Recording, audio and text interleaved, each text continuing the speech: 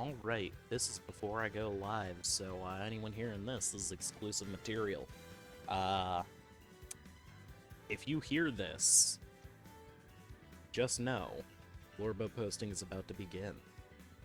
Going live in 5, 4, 3, 2, 1. Well, I guess it'll take a little bit longer because it's, going live now.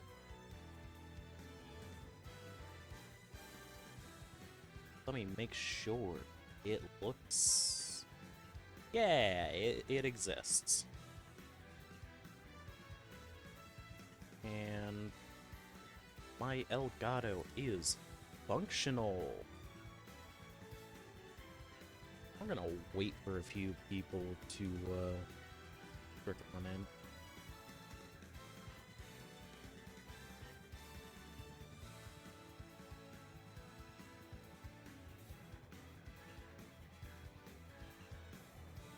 Well, why don't we get this ready and grab some music that I will not get sick of. That is not the button that I should press for that.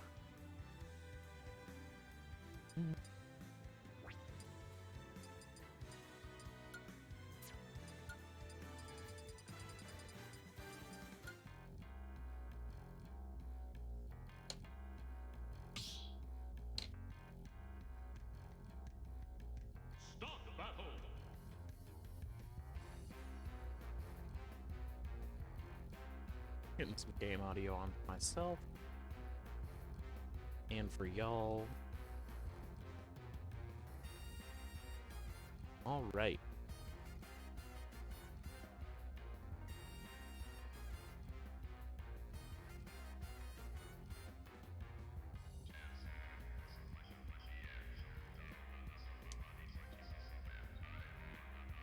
Alright, I think I'm gonna turn the video capture down a little bit, because it does look a little loud on my end.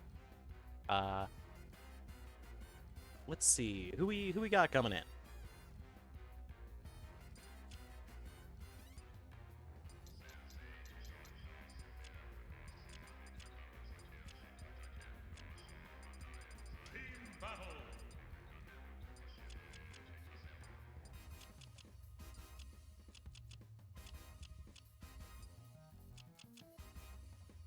If you are popping in now, all I'm doing right now is setup to make it so everything is just as smooth for me as it can be, to make my life just a little bit easier, which I feel like is of utmost priority because I'm going to be doing this for a bit. There we go. I've got my brackets, I've got my music. This is a little loud in my ears, so I'm gonna pick it down just a tiny bit.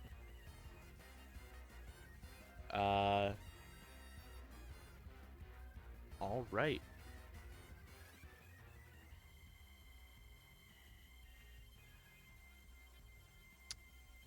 Now, I don't know if we've got anyone new here or anyone period yet, but I will say, for the VOD's sake, I am going to be starting right now, so there's not a big, like, backlog to, skip through super hard. Honestly, I could have done my prep beforehand to make it so there wasn't one, but, I was eating and needed to, take some funny meds.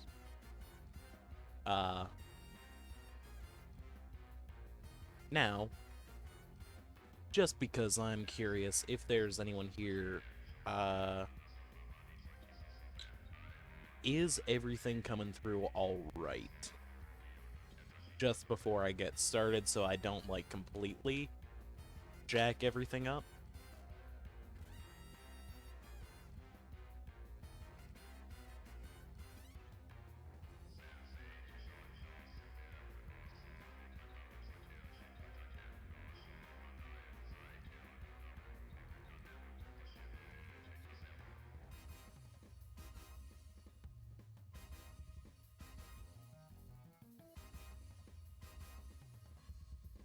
Alright, everything on my end looks fine.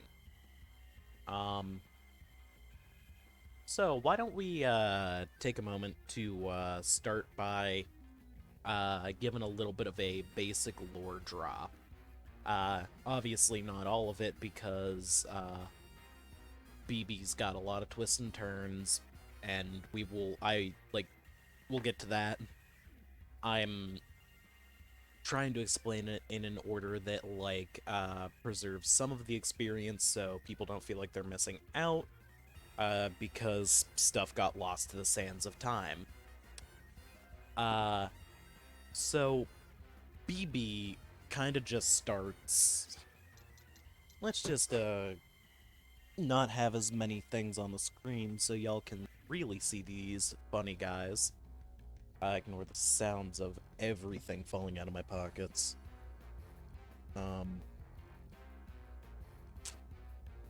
So, where it starts is, we've got this friend. This friend named Dice.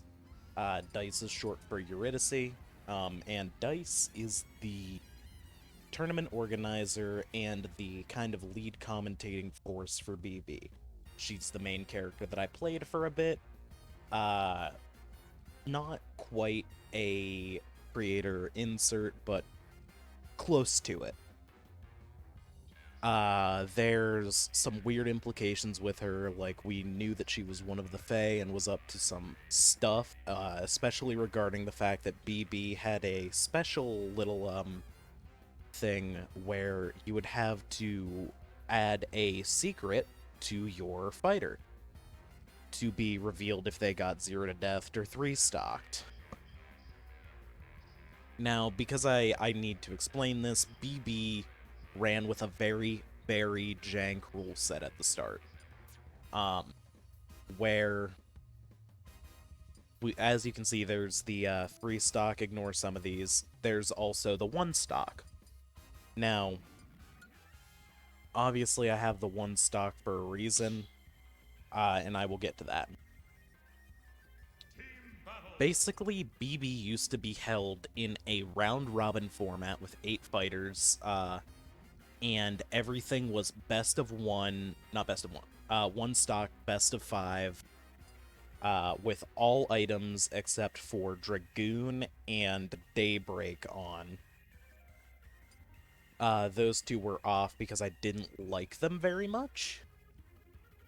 And they also would, prevent other more fun items from spawning because they were kind of like puzzle pieces. You had to get so many to make it work.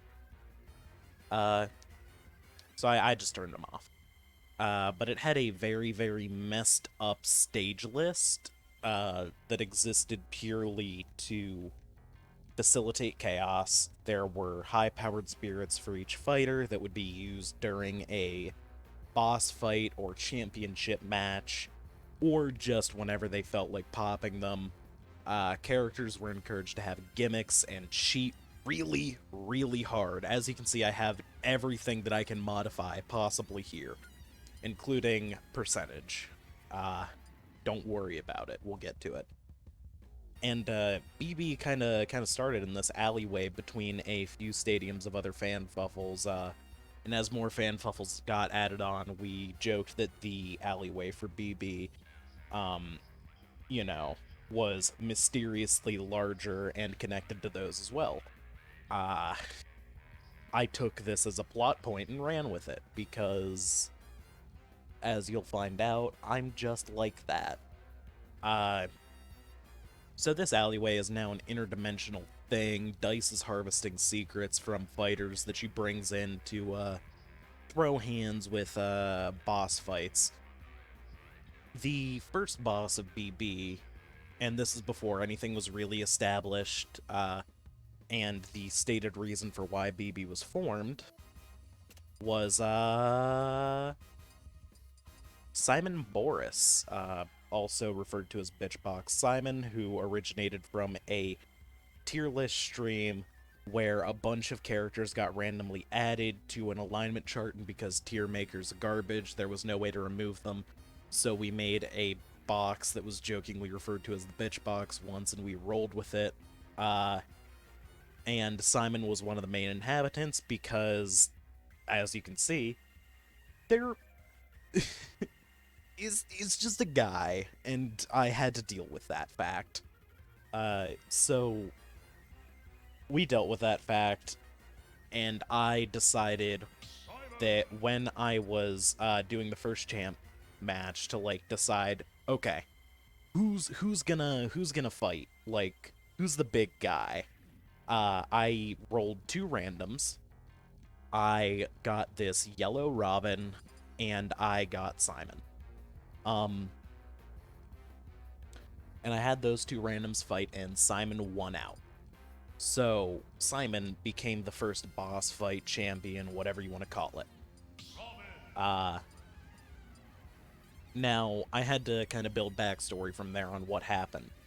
I had decided that Simon went to the box, which we decided was a time prison because improv led to that, for time crime that somehow involved killing his wife. This gets wild later, so strap in. Um, so Dice, understandably, is like, hey, this dude sucks. He is breaking his way out of time jail, and frankly, I don't think he's going to be very happy with being in there, so we need to make sure that he does not leave, or else things will be bad. So Dice gets a bit of a tournament staff together. Mostly just a few folks. One of which being Polterguy 2000, who was an automaton with a very haunted sword, who served as the exorcist. We had Yoink Master Steve, who was the ringside, although that didn't get revealed till later. And we had someone shadowy working behind the scenes, who was a blind sword fighter, who kind of just showed up one day. But this was kind of Dice's staff. Now we would later learn that there was another guy here, that being Disco Inferno, who was a green ape. We'll get to him. But these were Dice's main folks until eventually she brought on Ashi, who was asked, who is part of the med staff, and also brought on more med staff like Carpus and someone to handle repairs for the more mechanical fighters. We will get to him later. But that's who Dice had with her. And she was like, all right, we need to assemble some people to throw down with this guy. So she was like, hey, we got an alleyway, we got a tournament, that's fine. So before we go into anything, let me give a quick rundown of the teams. Because they will be important, and we might as well get all the exposition out of the way. We have Team Crime, who is led by... where's Inkling? There's Inkling. The Cuttlefish Colorist, who is a hairdresser and graffiti artist, who basically, like, would mark out like safe houses and stuff, and just generally was very chill. Also in a polycule. Her and her weed smoking girlfriends, don't worry about it. And Team Crime, of course, is all about being gay, doing crime. You know how it works around here. We also had another very radical dude, that being Travis King, who was the captain of Team Corpse, who is an undead punk singer. More will be revealed about him later, but all you really need to know is that he is here to crack some skulls and He's just probably one of the most supportive guys in existence. Uh, After that, we have Team Crush, who is led by Sense. Sense, spelled S3NSE, was kind of like your Vocaloid star, you know, like very, very much in the same realm as like Miku and shit. Now the only thing is, if Miku just fucking snapped and became a bounty hunter, sending people to super hell, pretty much. Again, we'll get back to that, but all you need to know is that Sense was here, looking for Yondev specifically, and definitely made her mark.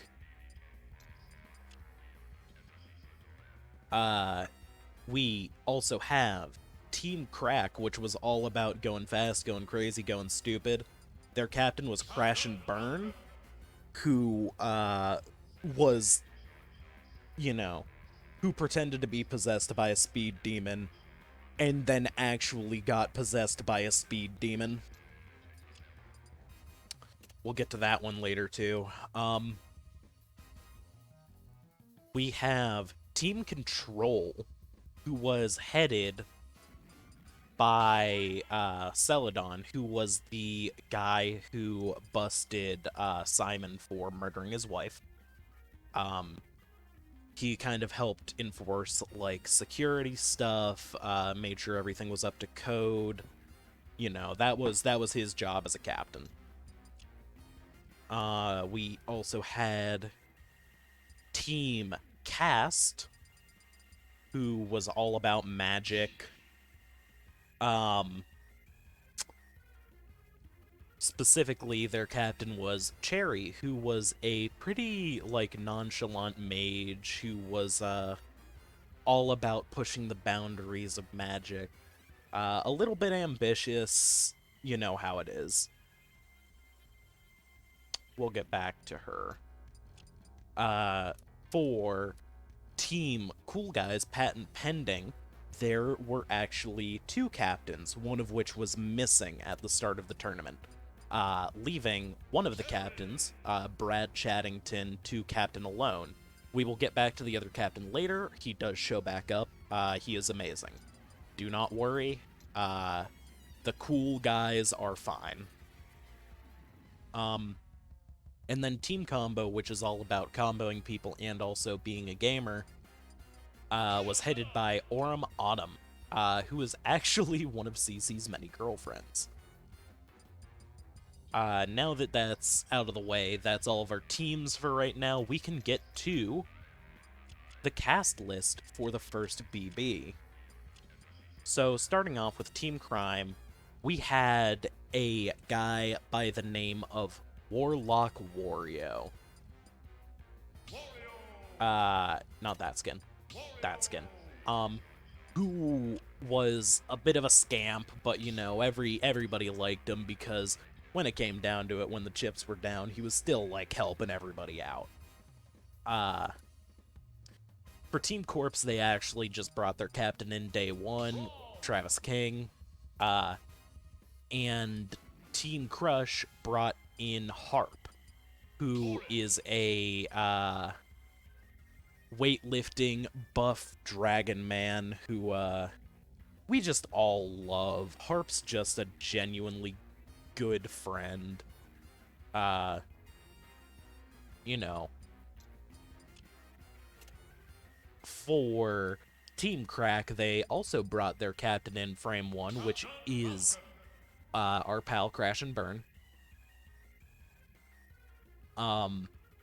Team Control brought in the Galarbarist, who, planted every single tree in the Galar region, and as soon as people started being really rude about the graphics of the trees specifically, she came in to crack some skulls. Let's get a... For Team Cast, we actually have a strangely important character for the lore. That being Mystical Margaret, the Madam of Mystery, who is a stage magician who doesn't actually use magic, but employs sleight of hand and various other up-close tricks to make it seem like she is a straight-up mage. She does throw firecrackers at people. We love her. Team Cool Guys, and this is a trend that you'll see if you follow other fanfuffles, getting his 1 for the tournament, and he does get a few more because we did end up loving him. We have High Crowler, a bird with the casino who just absolutely, I'm gonna be real with you, this man was a bastard right now. He sucked. He had very few redeeming qualities at this moment. In fact, he stole something called Imitation Crimson, which was a performance-enhancing drug that turns you into basically like a fucked up and evil form of yourself. He took that, he stole a sample of it with intent to use it in other tournaments. He brought in a coin that let him flip it and set one of the fighters in the fight to 300%. If it was heads, it was his opponent. If it was tails, it was himself. We'll see a lot of that coin. And finally, Team Combo brought the current champion from another fanfuffle, that being Toe, Mobile Max, who is a trucker and all-around good dude. Exactly the kind of guy that you would love to be around, just, like, really nice guy. Now, we did have a few roster switch-ups. First of all, it was revealed that Warlock Wario was someone doing some very, very good disguising to make himself look like a very, very small, very rotund man with a motorcycle. And Warlock Wario was indeed Yoink Master Steve. It was also revealed that Steve and Margaret have beef. Like, just a lot. Those two have a history. And it is revealed that Steve and Margaret went on a mission to steal the spirits required for BB. And the person whose lab it was caught them, and instead of helping her escape, Steve dipped. And Margaret almost died, and understandably was not happy with Steve because of that. High Crowler, after popping a spirit mid-match against Mobile Max popping one in retaliation, High Crowler was kicked out of the tournament. He did some other shenanigans, such as pulling out the 300% coin against Travis King, which Travis was not very happy about. Travis did take a game off of High Crowler while at 300%. Just figured I'd mention that. High Crowler swapped out for two children named Berg and Cpubb. We'll get back to those two. And as the night goes on, it's a pretty close tournament.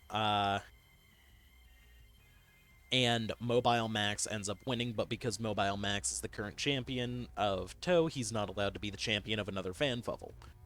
Standard stuff. It just happens like that. So Max goes to fight the boss, which is and let me just make this simpler, get rid of a few guys. Mobile Max goes to fight the boss, which is Simon, who chugs a thing of Imitation Crimson, pops Spirit, and turns red. Max just stomps him. Max is like one of the best fighters by win rate in in Fanfuffles. He's good. And those two duke it out, but while they're duking it out, there is a separate fight happening. The fight between Berg and Cpubb, who at the time were in second place and would therefore be entitled to the championship, and the BLORBOS, who was in third, but because Berg and Cpubb stepped in late, where's Villager? Sometimes my brain cannot process where folks are. The BLORBOS is like, hey, my loss to you guys that has you two beating me in tiebreaker was to High Crowler, not you two. And Dice, who was mediating the argument, is just like, alright, well, one of you has to be champion, duke it out. And Berg and Cpubb win. So Berg and Cpubb are the champions, and the first BB is over. While we're there, we did see a few characters early, one of which being Polterguy 2000, who seemed very nervous about the whole Simon thing. And a member of Team Crime named Torrent, spelled Torrynt, who we saw breaking into the Team Cool Guys patent pending kind of room and hopping into a computer. But with that out of the way, we do have our first real champions, which are Berg and Cpubb, the Ice Climbers, who host the next BB, which is just Freezies on High, which is a much more boring rule set than before. It is still round robin, it is still best of 5, and it is still one stock, except for on the 5th game, which is 3, because hype.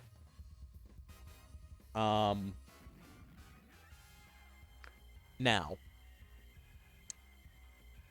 let's go down the cast list. For Team Crime in BB2, we had the mysterious Torrent, who kind of was just here to fuck shit up. Team Corpse brought a dead Victorian child named Virgil Alterson. Then Team Crush brought King Crush. We'll get back to him. Team Crack brought... Team Crack brought... They brought Robert Downair Jr. Anyway. Team Control brought Ast. Team Cast brought Carpus, the High Haymaker Priest.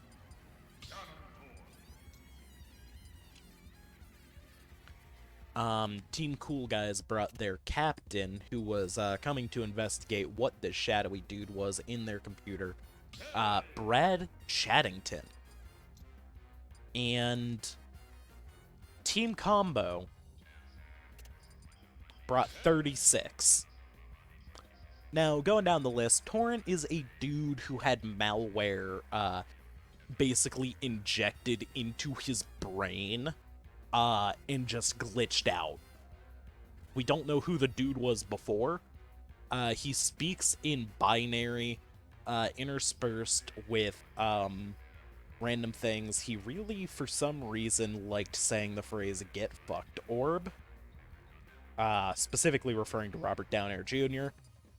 Virgil Alterson was a Victorian child, which we later learned is because he is from both Victoria, Canada, and Victoria, Australia, because that's where his parents are from. And he is actually not a small Victorian child. He is a vaguely regular teen, with some hilarious and unfortunate baggage, of the name variety. King Crush is here to preach the values of the Soda Crush, and thought that Team Crush was entirely about the Soda Crush. Robert Downer Jr.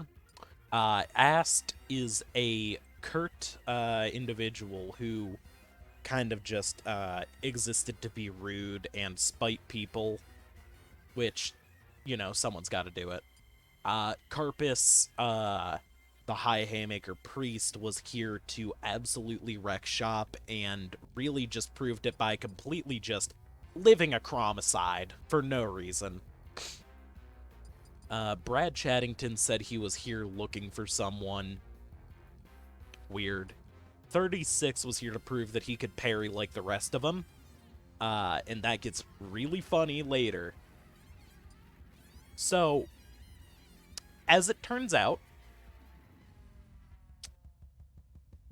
Torrent's name wasn't Torrent. It was Orb. Orb the Little Mac goes 7-0. Just sweeps. It's fine. We learn who killed Virgil. It was 63. Which is 36, but backwards, because 36 was 63's fake name. King Crush is actually King Fanta. He was trying to fight the Soda Crush from the inside. Robert Downer Jr. Ast turned out to be a violent spirit possessing someone named Ashi, who is actually fine. They're great. Carpus was kinda just here. He was throwing hands, quite literally. He landed a few Warlock punches, so, you know, I gotta love the guy. Brad was here looking for someone. And wouldn't you know, Brad found that someone. Now, remember how I said Team Cool Guy's patent pending actually had 2 captains, but one of them was MIA? Yeah, Orb was MIA because he had malware in his brain. And he just started randomly interfacing with tech. Your Honor, these two are gay. They are dating. Good for them. Other things that we learned. The local exorcist, Poltergeist 2000, is completely really just good at removing violent spirits from people. For whatever reason. Other things that we learn. High Crowler, for some reason, is very good at blackmail. And somehow figured out that, Poltergeist 2000 may or may not just be some teenager who is unnaturally good at special effects makeup. And by may or may not be, I mean this is Exorcist Alan. He basically just becomes the protag for a bit, and then things happen. We'll get back to him, especially because he's in the next tournament. But we get to the champion match, where we see Berg and Cpubb, who are revealed to be the Wobble Twins, spelled with a Z, who throw hands with Orb, who just went 7-0 in a tournament as a Little Mac. And because it would be a 2v1 otherwise and nobody really liked the Wobble Twins, Orb's boyfriend steps in and, yeah. And Orb becomes champion. Now, Orb has what is generally considered the most messed up rule set. So what is it? Items. Pitfall. Soccer ball. Beast ball. Random stage selection. Norfair only, baby.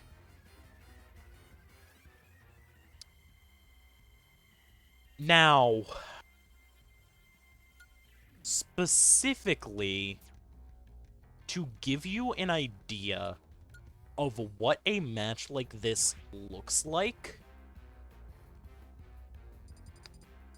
we're going to real quick just throw one on. All right. I don't think there's any dissension. Let's just take a look. It's in a book, Reading Rainbow. 3, 2, 1, go! So, before we even get into the fighters that were in this tournament, let's take a quick look at what this looks like. Because, ooh boy. Norfair is already a jank stage. Pitfalls go right through these platforms. And once soccer balls start spawning, you will understand. Also, I think I put the items on low, but you should be able to still get the gist of it. There's a soccer ball. As you can see, you know, it's already being used for mischief. That soccer ball on the left there, I want you to watch very closely what happens when the lava touches it. It becomes a kill plane. And anytime a soccer ball spawns in the lava, it becomes a kill plane. This was insane. Frankly, I don't know why I made this rule set happen again, but I did. As you can see, these soccer balls just start moving in ways, and then you get the lava waves, you know. Also, you can stage spike off that for reasons. Basically, this was the most jank rule set possible. And it does look like this Isabelle is going to win, which is predictable because Isabelles are insane with items, especially the kinds that are on display right now. We've got an item that incapacitates like Pitfall. We've got Beast Ball, which is just a generally really good item. And we've got Soccer Balls, which can be used to do a lot of trajectory things. Anyway, that's just a taste of what happens on this rule set.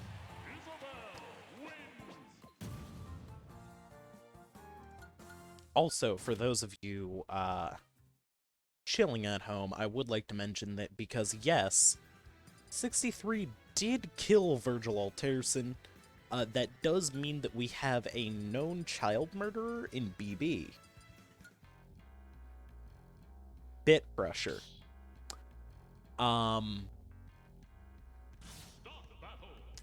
So why don't we get into the cast list for BB2.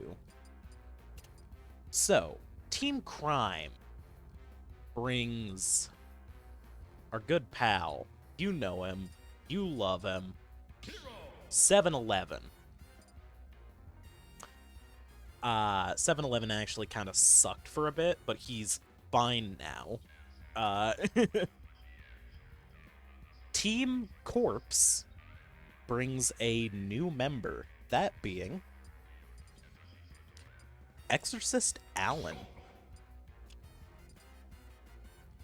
Team Crush brought their captain, Sense.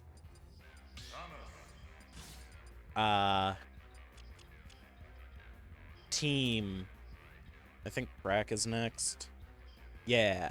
Team Crack brought a fighter simply known as Wonder. Wonder doesn't really have much attached to them, but I do enjoy their vibes a lot, so I might have to bring them back. Team Control brought Vibe Check. Vibe Check. If you haven't guessed, Team Control, is not one of the more well-liked teams.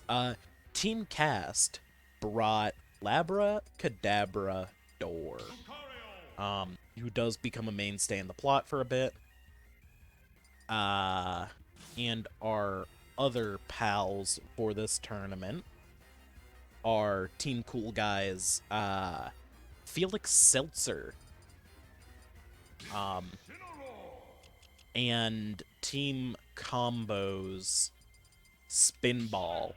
Now, just going down the list, we got 7-Eleven, who is a kind of like, generally misanthropic teenager, with a pet rat. We will get to the rat. Alan has issues. We don't know why he was pretending to be an automaton or why he has such a visceral reaction to Simon being mentioned. But we'll get to it. Senses Miku if Miku fucking snapped. Sense also did kill Yondev. Twice. Wonder wants to spread joy and happiness, so immediate liking to Sense. Vibe Check is a cop car. Labracadabrador is an unethically magicked familiar who became a talking dog. We do not know who created Labra at this point, but we will learn. Felix Seltzer, holy fuck, it's the Gunch. And Spinball is a creature spawned from an arcade cabinet. Well, not arcade cabinet, arcade carpet. We have an arcade cabinet person as well. Who, basically just wanted to show off its sick moves. It did this by SDing at least once per set, to the point where Spinball got a new fighter. One of the like first unplanned new fighter events, where it became Mega Spin. That's its man. 7-Eleven and Alan kind of hit it off. They quickly became friends after Alan learned that 7-Eleven had a pet rat. And they've stayed friends up until, like, they still are in the story. They're good pals. Now I know what you're saying. Zia, show us the rat. Big gulp. The rat that can commit infinite crime. As it turns out, 7-Eleven's, like, actually a pretty stand-up guy. He just has a rat that he has to cover up the crimes of. The rat also speaks like John Mulaney. Don't worry about it. 7-Eleven goes 6-1 in the tournament. We will talk about his one loss later. Wonder goes 5-2. We had some very good runs this tournament. And then as soon as you go... I'm sorry, 7-Eleven got 5-2. So did Wonder. Felix, and, like, after those three, it's losing records. Felix got 3-4. Megaspin. Megaspin got 2-5. Labra got 3-4, but had so few points.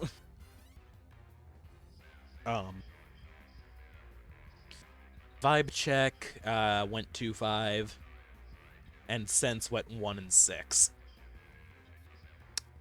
Sense had a bad time. A truly horrible time. And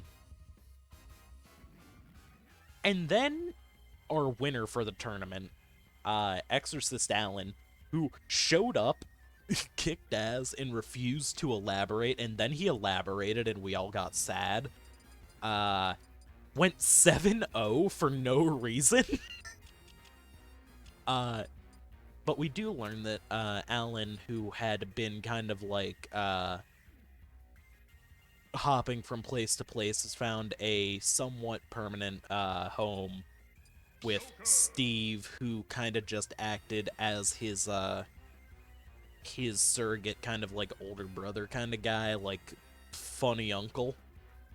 And we learn that the reason why Alan has issues with Simon,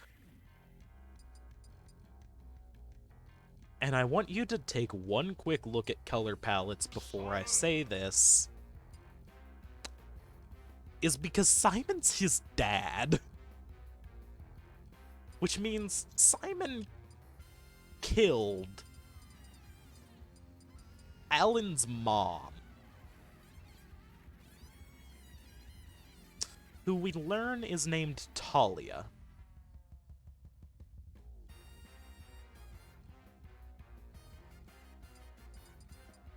Anyway, champ match. Alan and Orb have both gone 7-0 in tournaments.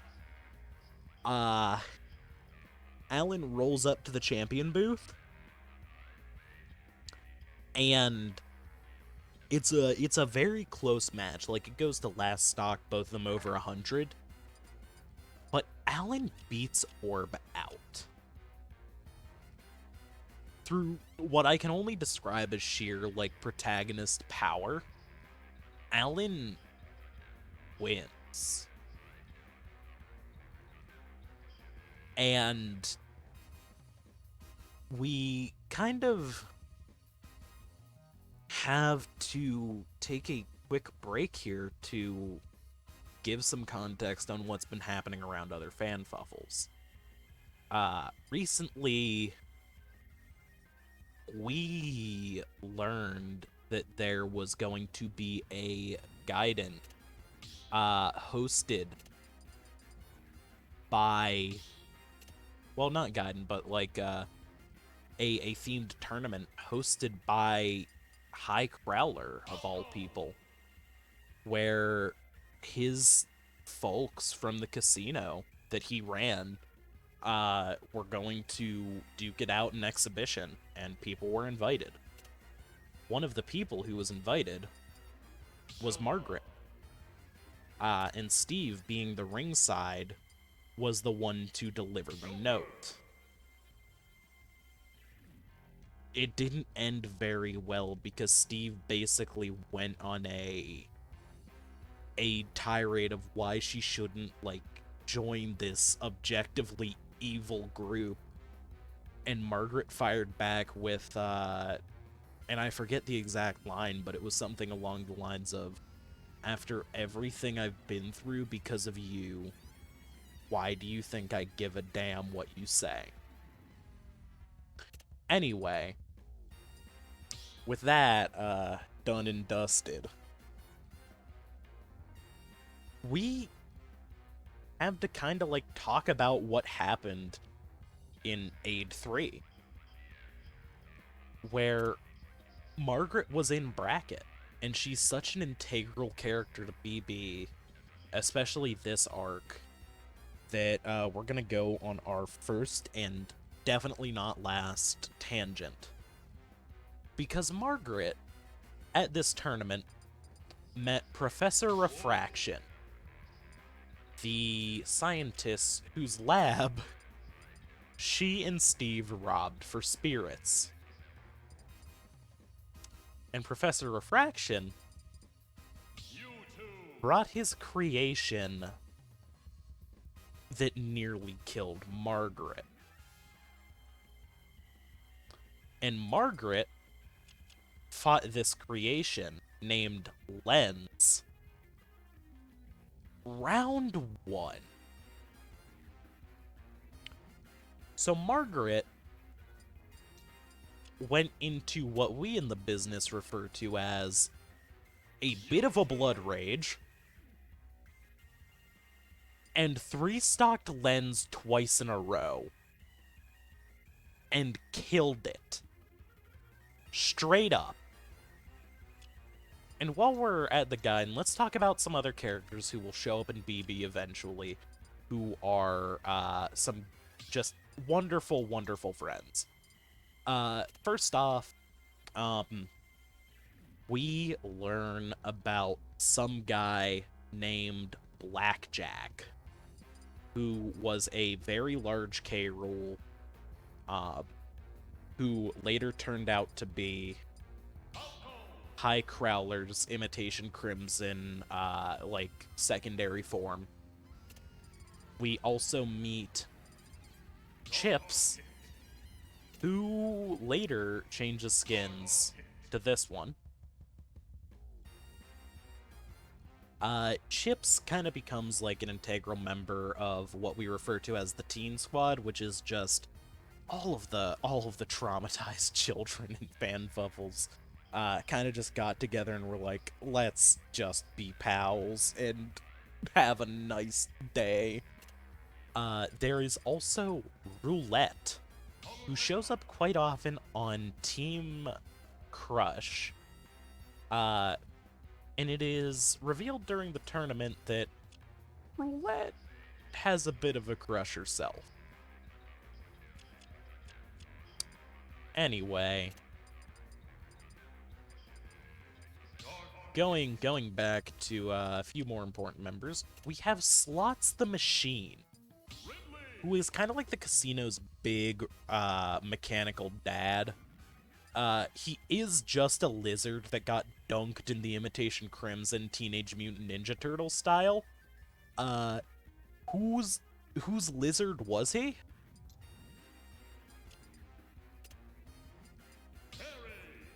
Mobile Max. Neither of them are aware of this fact. It's just funny. But those are the main ones that show up, like, pretty often. There is also the secondary captain of Team Chance, which is a team that shows up that is all about the casino, which is Blackout, also known as Poker. I should probably say Poker, also known as Blackout, who is shady, to say the least. But towards the end, Margaret has to fight Professor Refraction, and she gets 3-stocked. But right when Refraction's about to finish the job,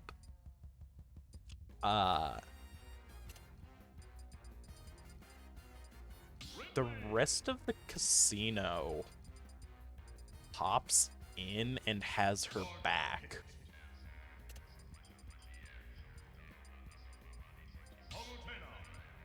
And they knock Professor Refraction out. And Roulette goes up to Margaret, almost said the thing, and asks if she would like to join the casino. And Margaret, who finally has a group of people who are, like, actively supporting and helping her out, says yes and becomes Jackpot.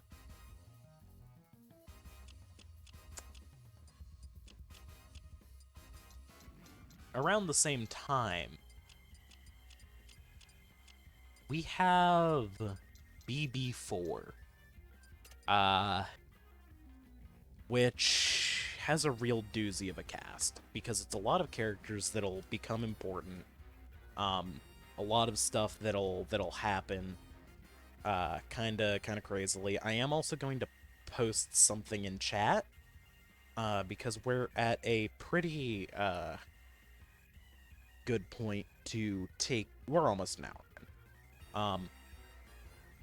Here is a questionnaire that, like, if you would like to send in questions for me to answer during these little intermissions every few tournaments, where I will take a break to, like, go use the restroom and, you know, let y'all chill out for a second while lore seeps into your brains. I will answer questions there. The next intermission will be after BB Gaiden 1. I just wanted to mention that because that's where I will start answering questions. Let me also get that the answers to that. Well, not answer, but like the questions that y'all put in pulled up just so I have them.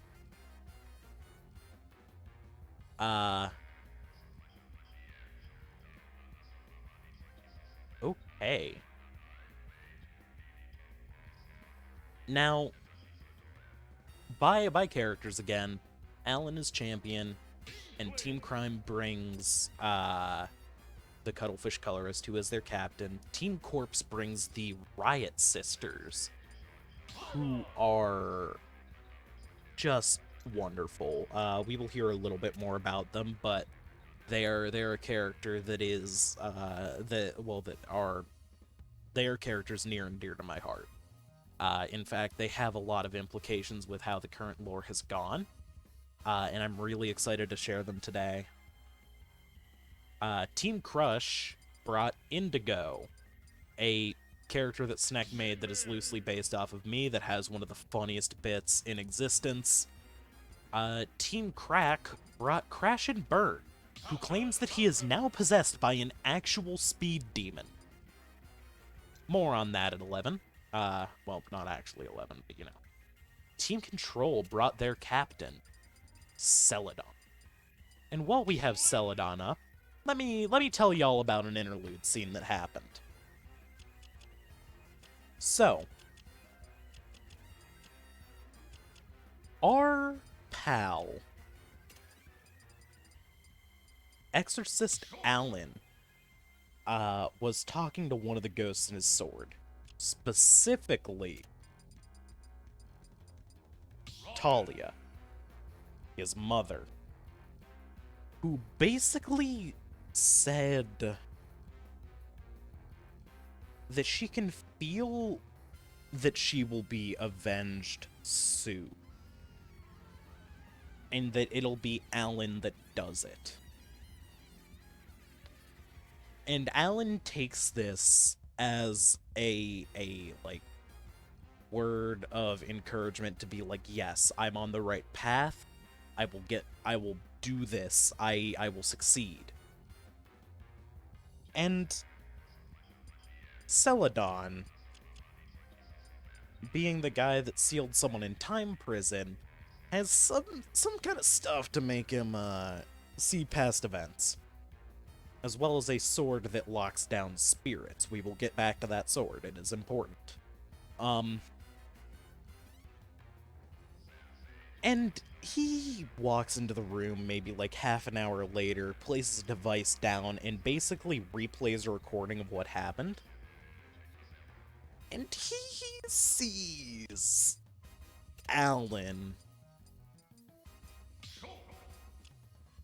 puts 2 and 2 together on something.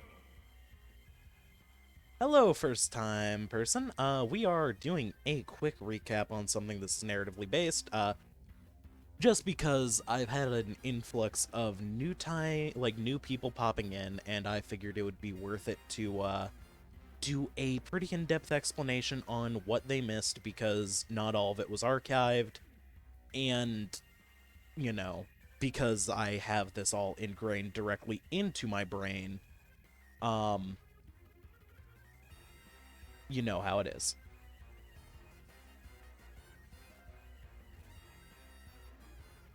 All right.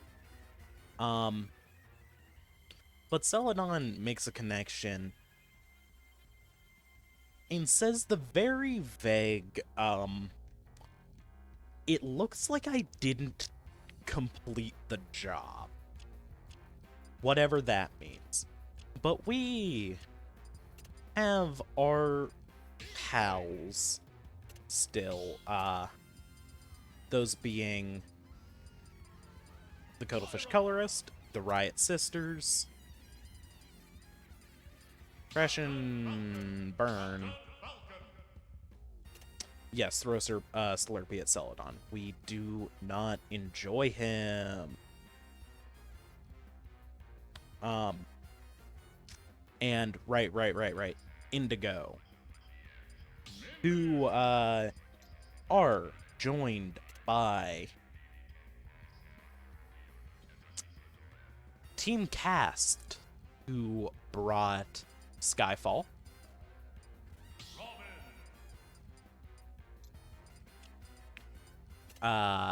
As well as Team Cool Guys Patent Pending, which actually had Brad show up again. He was quite ubiquitous in the start. He showed up pretty often, because he was sick. And Team Combo had Hajime, no affiliation with Deng and or Ranpa. We'll get back to that. So CC wins the tournament. She's mostly here to be like, hey, I just want to show off for my girlfriends. I want them to see how cool I am. I do just want to check something real quick. Wow, that they all have the same haircut. Anyway, the Riot Sisters almost have a very unfortunate run-in with Celadon, where he almost sealed one of them into the box. Now, the Riot Sisters, are two necromancing goths who were the people that resurrected Travis King, who each individually absorbed the King of Hell. Samantha, who is the Pyra, is from this universe, while Sam, who is the Mithra, is from some place that we will simply call Universe 2. Don't worry about it. Indigo has a bit where she has a thermos, and it will just be filled with random things, like sawdust, pebbles, random little rocks, crystals, marshmallow fluff, motor oil, just anything you can think of. Crash and Burn is actually possessed by a speed demon now. Oh my goodness. Oh god, it's Warp Speed Demon, who is Robert Downair Jr. Regrettably. Celadon's evil. He's just bad. Full cop. Just has no redeeming qualities, let's be real. He sucks. Skyfall is quite possibly one of the funniest and most tragic characters in BB. He is a 26-year-old who was locked in a lighthouse for 17 years of his life, do the math, who was only let out when he exhibited true magical talent. He does not know shit about fuck. He is clueless. We all know Brad. He's just a cool dude. He's here to help make sure that people are doing better and getting better. And also, MLM, Woolawa, solidarity. Hajime, not affiliated with Deng and or Ranpa, takes the Imitation Crimson. He turns out to be sexist. He becomes Kyujime, which is a Ridley. Skyfall beats him within an inch of his life after Steve, our ringside, trank darts him 13 times in the chest. Skyfall seals him within a rock. He eventually breaks out of the rock with help from someone that he is related to, who we will see again later. He gets out of the rock, becomes a plant, named Perfect Sexist. Yes, I hate it too.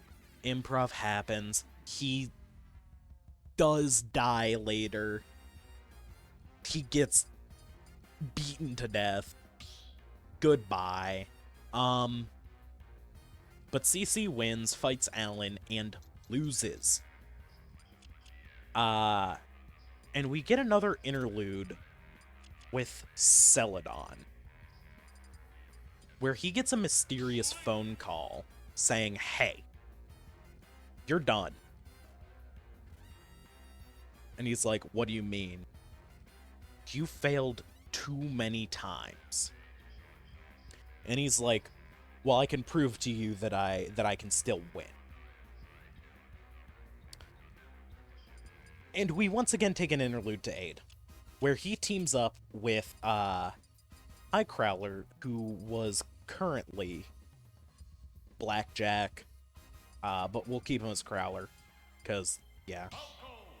And they fight in finals against Penguin, and if you know CPUK, yes, that Penguin. This was before that.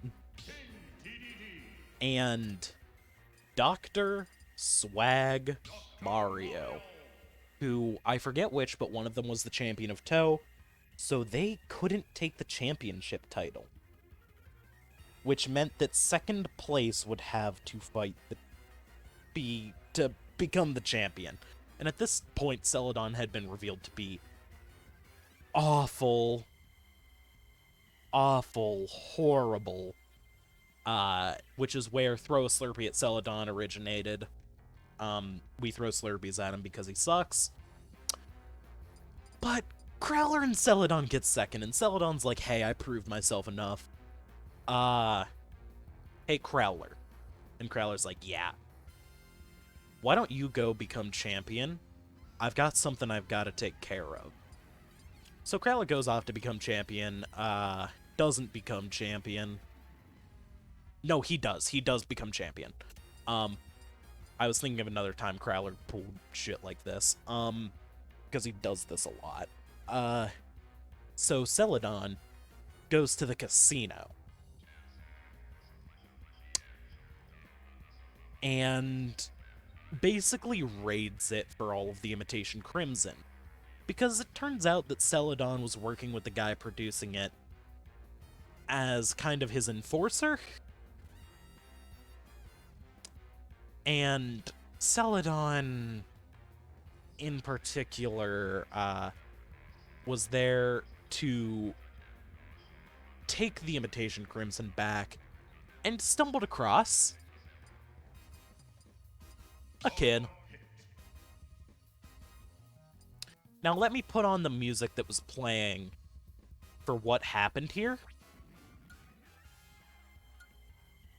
Let me just put the right music on to set the mood. You know, like you'd think that something serious and like heavy was playing, you know, for a kid getting stabbed in the back room of a casino by a cop because he's trying to pull some fuck shit.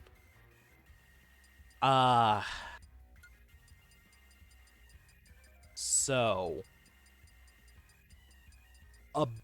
about that.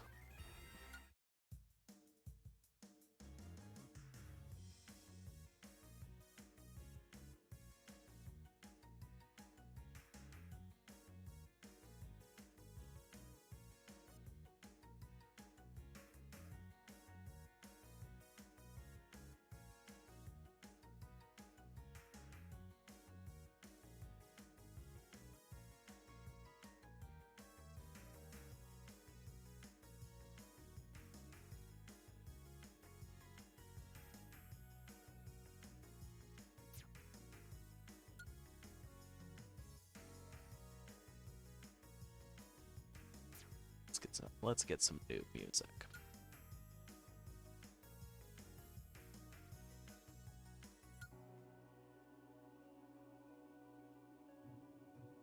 Yeah, I can crank it a little.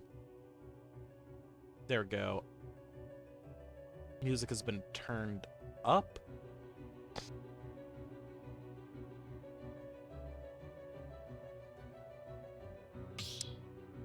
Anyway. So Celadon stabs a child.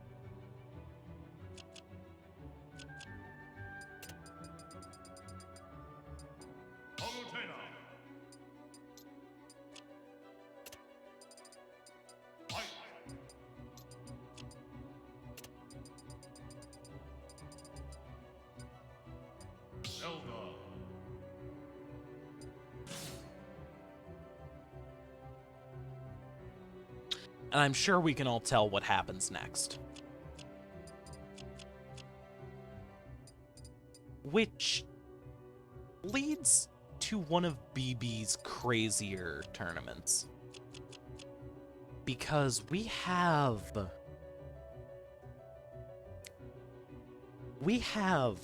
a triples tournament. Not a doubles, a triples. But before I explain that, I'm going to take a quick break to go, get myself a bottle of water, use the restroom, take care, To everyone in chat, go get yourself something to drink, strap in, because we're hitting plot hours of BB. As in, we're about to hit the first main climax. Get ready.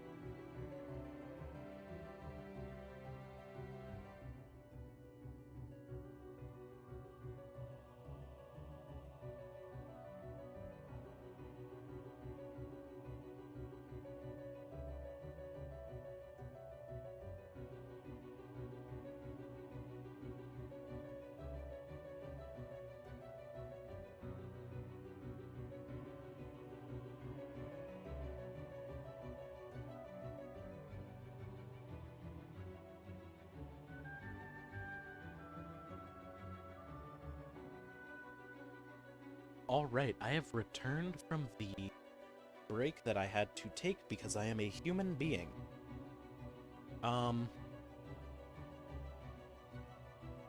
So, this was a triples tournament, which, was a lot. Each team had their captain and 2 other characters. For Team Crime, that means they had the Cuttlefish Colorist, Yoink Master Steve, and 7-Eleven.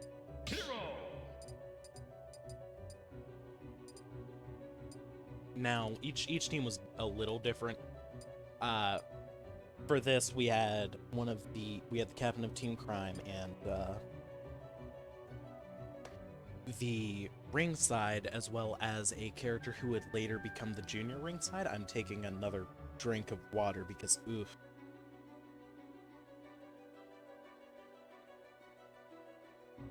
I have been doing a lot of talking.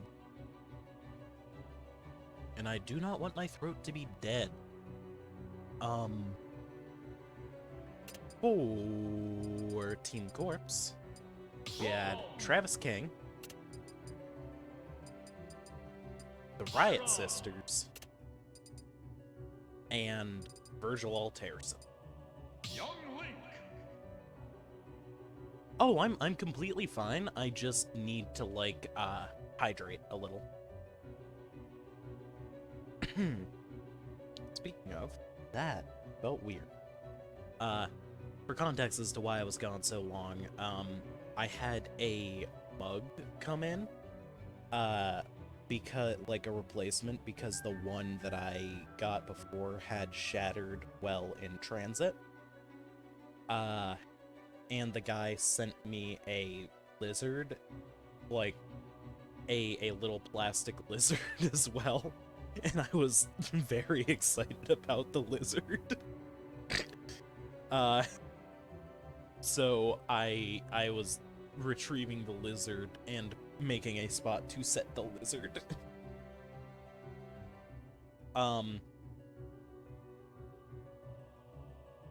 Now, most of these characters have a reason as to why they're here, relating specifically to the champion at the time, which was still Alan, because this kid is cracked. And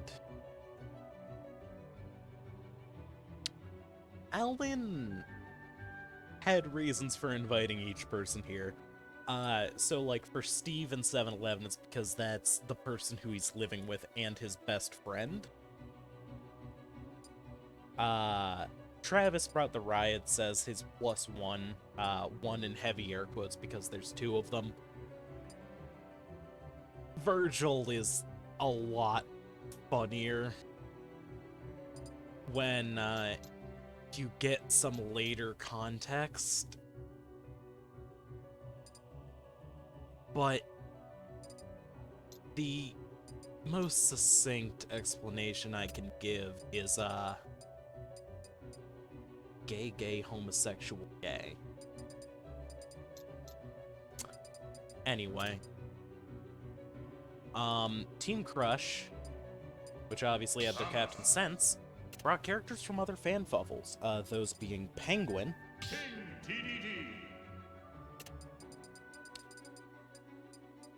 and Roulette.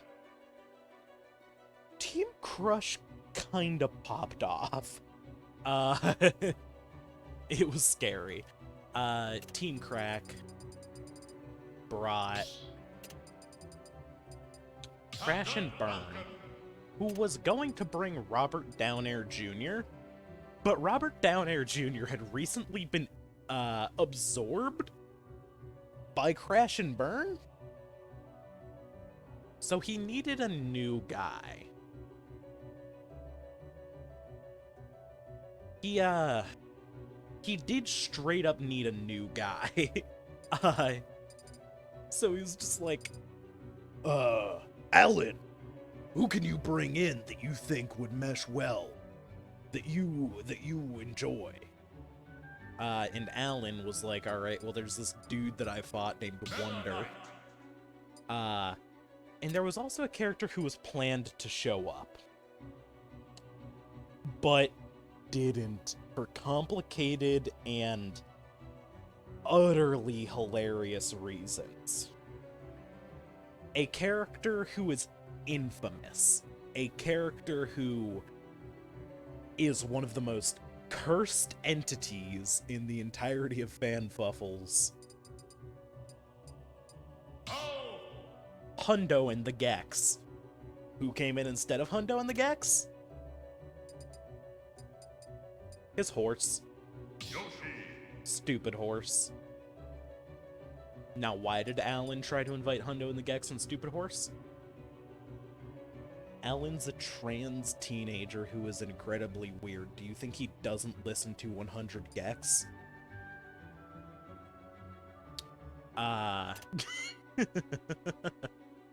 Team Control.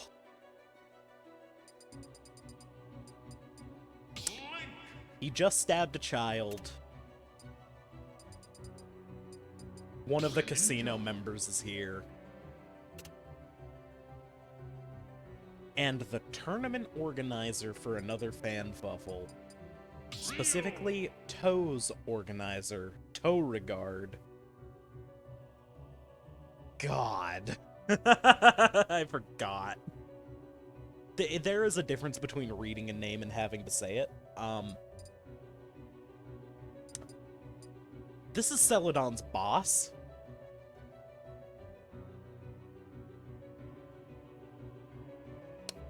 Yeah.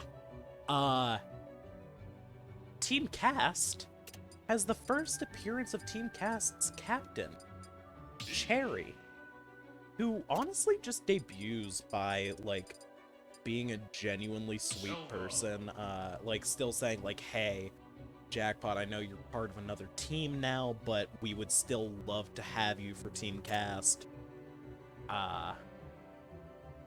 And Alan invites Carpus because he thinks that with Margaret and Steve in the same bracket, especially with Cast and Crime possibly fighting each other, there's going to need to be some on-site medical assistance.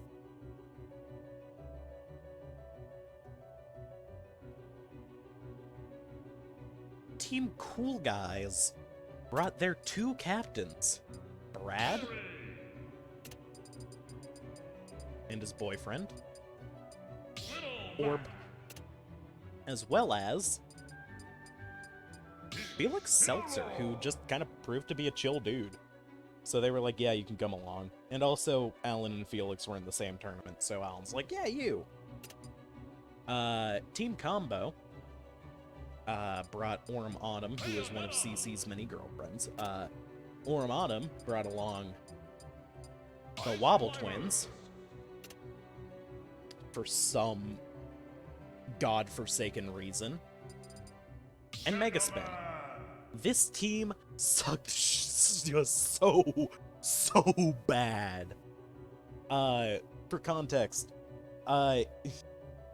Combo and Crack got last. The only reason why Control didn't was because, they were hardcore cheating.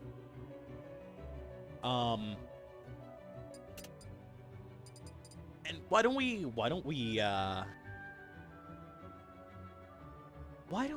take a quick moment to, go over some plot important events.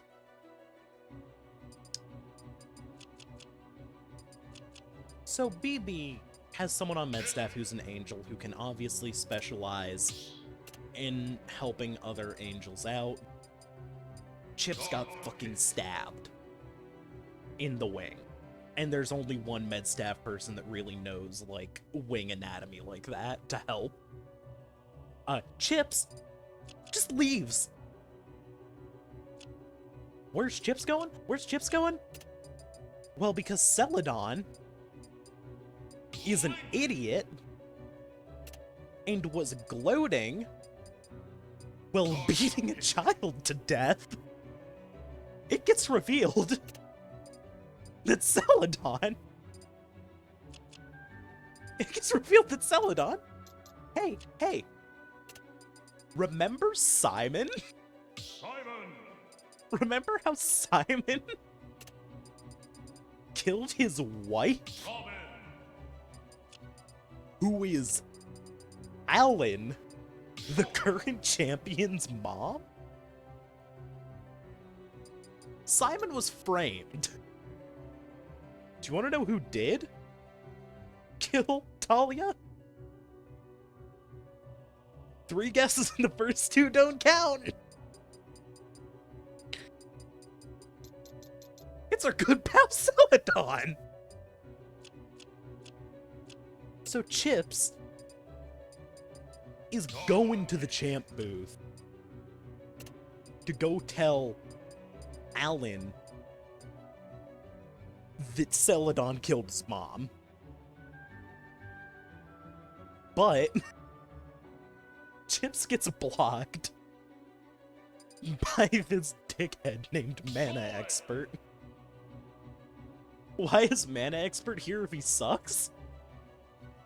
Well, he's one of the main villains of another fan bubble at the time. And originally, Alp was going to be here. Why isn't Alp here? Because he got one of his wings ripped off. By another Link. What is with Links? And just absolutely mutilating Pit and Dark Pit's wings.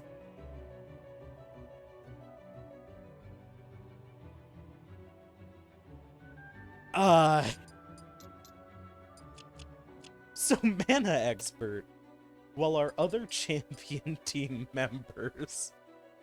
No, I know, Prince. While our other champion team members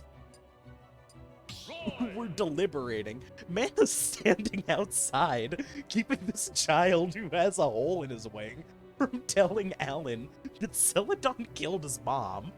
Why? Because he's just like that. He's just quirky like that. Who are the other champ team members? Well, obviously, we got Alan. And, we've got another person from Tome. In fact, it is Mobile Max's kid, Princess Alana. Zelda! So these two are deliberating. Chips finally bursts through and is like, hey, Alan, Celadon killed your mom. Here's proof. And plays back security footage of when Chips got stabbed, where Celadon's like, well, if 63 can do it, then so can I. Hell, I might as well get practice in. I already took care of that Alan kid's mom. And it's just like, Alan's sitting there, because Celadon was the person who prepped all the security measures for the tournament. And Alan's just like, well, everything in my life has been a lie. And Alan has a full-scale mental breakdown for a bit. I'd say he's fine now, but, like, he's having a bad time every so often. Other things that happened. Celadon gets beaten to a bloody pulp in an alleyway. Because Roulette is basically the closest thing Chips has to a mom.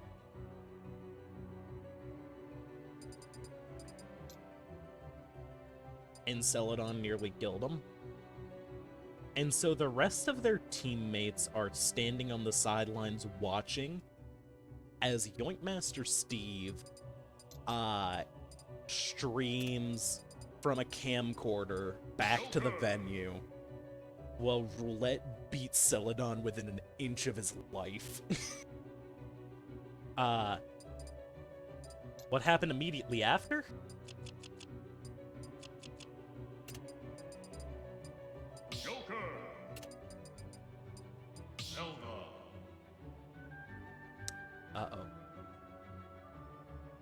So Steve gets 3-stocked by Jackpot, who is the person that he, you know, left to die in a lab. It's fine, actually. He gets 3-stocked so hard that he realizes that he was the problem there, that he kind of just sucked, and definitely needed to step back a bit and refigure things out. So he goes and does that, just in time for finals to happen, Joker. where he gets 3-stocked again.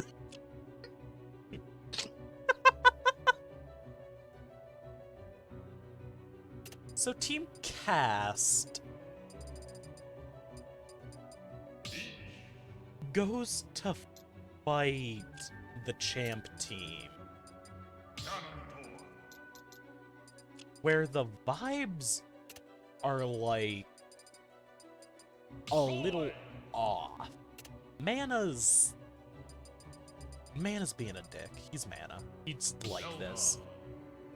Alan is having a horrible time, and Alana is just sitting here. Team Cast wins, and suddenly there is a loud, kind of like camera flash noise. And Alan pushes everyone else out of the room. Everyone except for Chips.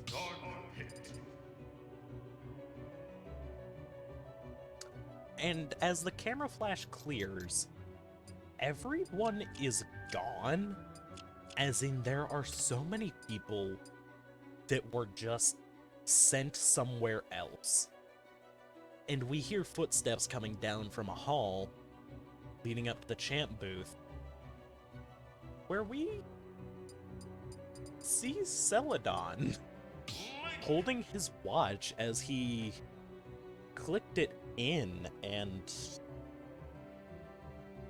kind of just sent a bunch of people to time prison so his hostile takeover of the tournament would go smoothly. Just about anybody important that you could think of was sent somewhere else for a bit. And he had a legendary line at this point where he, beaten, bloody, just like broken bones everywhere, leaned against the back wall, slid down it, and said, "Damn, it feels good to be king." And by all accounts, he would have won. Except the 8 people that he sent specifically into the box, and all of the people that he sent there, keep them in check, did not give a fuck. And there were a few people already in the box. Those being Simon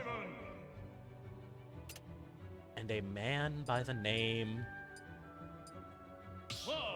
of Todd. Now, this does require a very, very specific picture that was drawn by a wonderful friend of mine named Harp, who I will find like a Twitter link and drop. If anybody could do that, I would appreciate that so much, because he's an amazing artist and really made my man Todd come alive. And the thing about that is, that Todd is a skin to Cloud, obviously. I mean, you're looking right at him. But there's something very specific, like, just deeply, deeply wrong with him. As in, there is something that is just, like, so wrong with this man. And I am only taking a bit because I am trying to locate the picture because I don't remember what I have it saved as. Oh my goodness, I just came across Safe for Work Ketamine Ape. Ugh. Where's Todd? Oh my goodness, do I not have Todd right now? I have the original art that I did.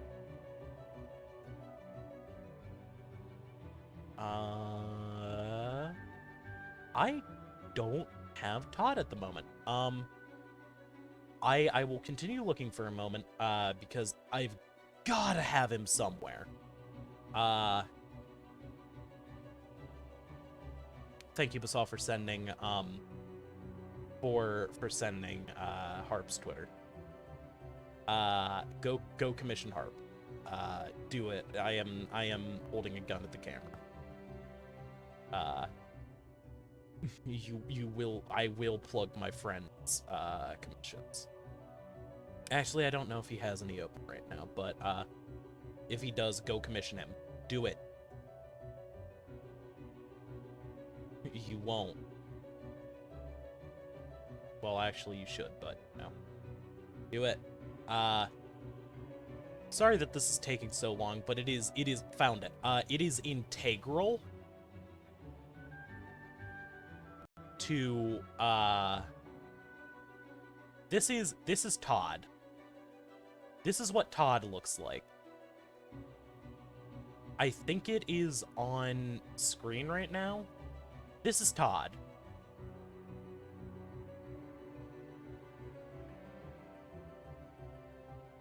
This is a skin to Cloud. Anyway. That is Todd. Prince, that was a PNG, and you know it. It was transparent.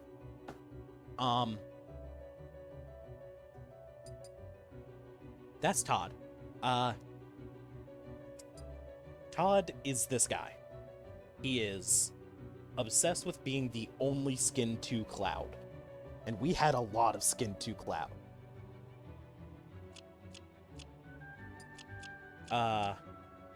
But let's go to the BB6 cast list, because this was made with a popularity poll.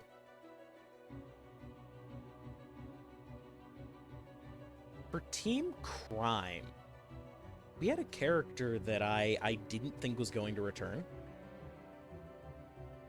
Because he was a little bit of a bastard when we last saw him. He helped the main villain. But he's here for the start of what is honestly one of the funniest redemption arcs. Because it's High Growler, baby. He's here. He's ready. And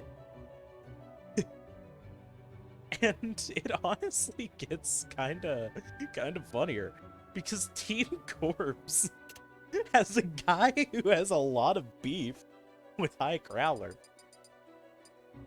Travis King. Now, who's Team Crush? Someone who originated in the tournament High Growler's from, who also has beef with him. Indigo. And Team Crack has him. Hundo and the Gex.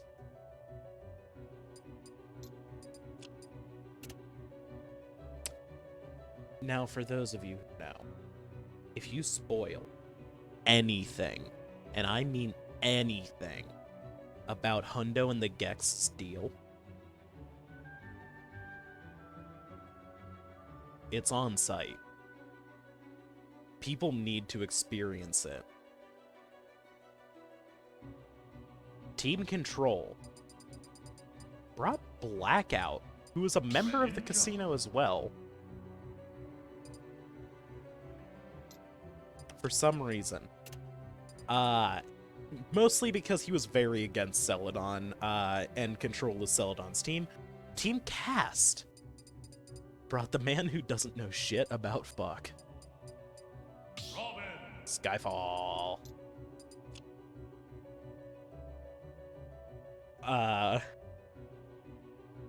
Team Cool Guys brought one of their captains. Little Mac. Orb. And Team Combo brought Mobile Max, who also has beef with High Crowler. So we open up by watching Celadon throw hands with a few people, sending them into the box, specifically those people being... let's get the man up here. Link. Specifically... Slots. Ridley.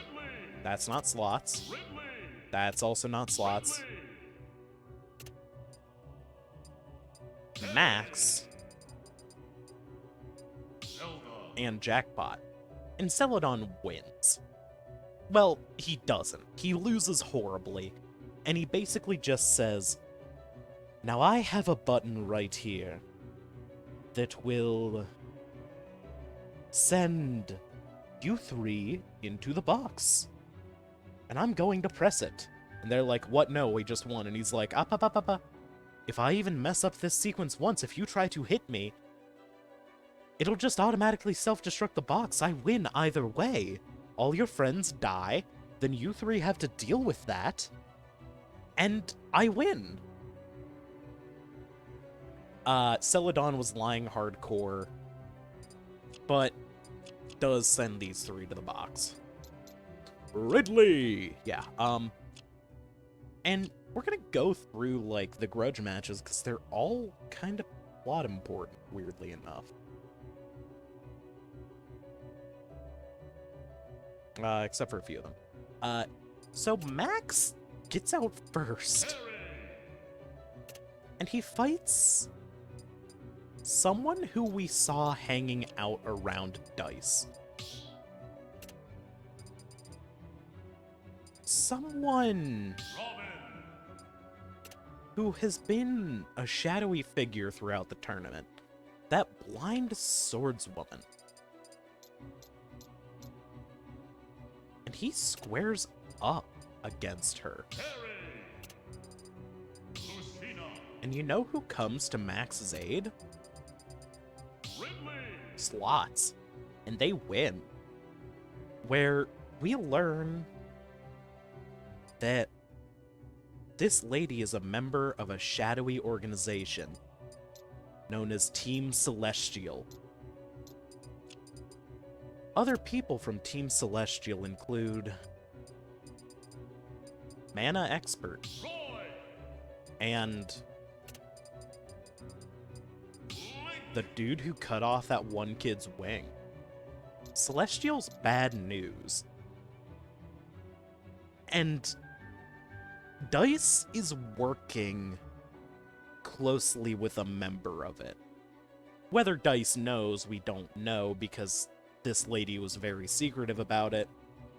But we do also learn that she has an intense fear of fire.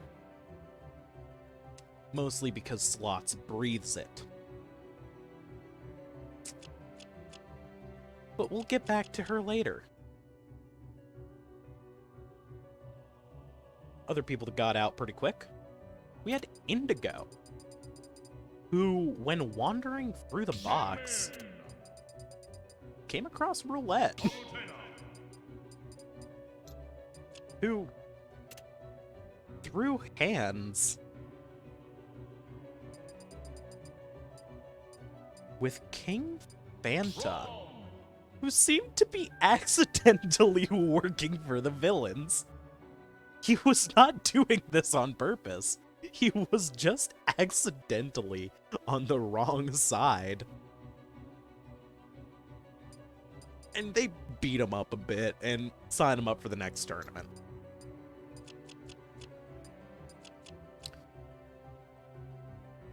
Next we had High Crowler, whose grudge match was less of a match and more him meeting up with the bastard himself. Who,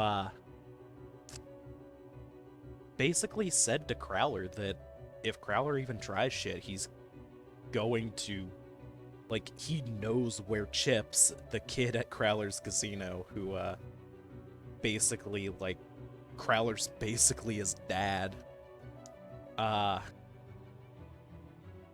Celadon was just gonna finish what he started. And Crowler couldn't really say anything to that. But he was ready to kill Celadon. And we'll get back to that. Who else got out here? Hundo and the Gex. Where we learned that Hundo and the Gex is a pathological liar who ends just about every sentence with, I lied. Where Hundo and the Gex fights the Wobble Twins. Prince, you do not... Oh, you're talking about Fanta. I was about to say, you do not miss Hundo. And Hundo and the Gex speed reads the entirety of Money Machine and summons a bunch of Ridleys to come beat the shit out of two kids.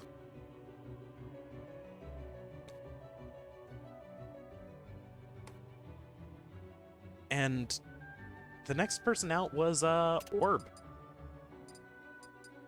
who teamed up with his boyfriend to fight a bunch of Sonics. That one was just hell on Earth. It was bad. The next person out was Travis, a, like, ridiculously good fighter in the grand scheme of things.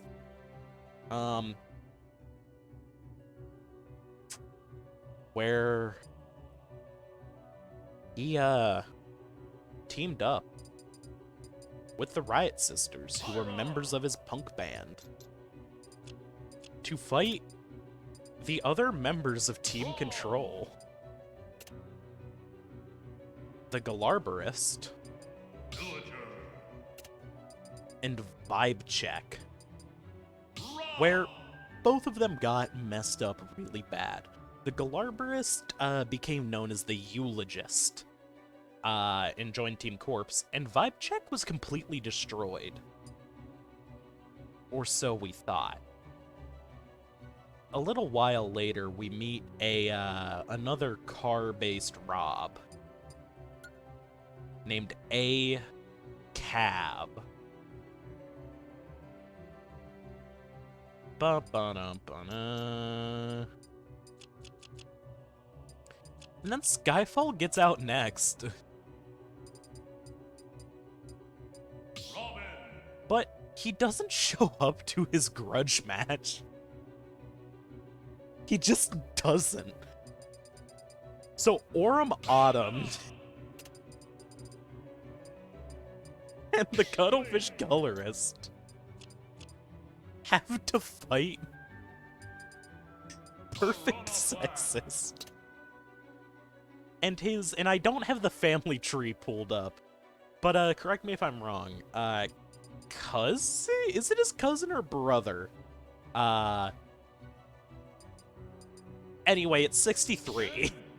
The child murderer and the sexist, who get destroyed.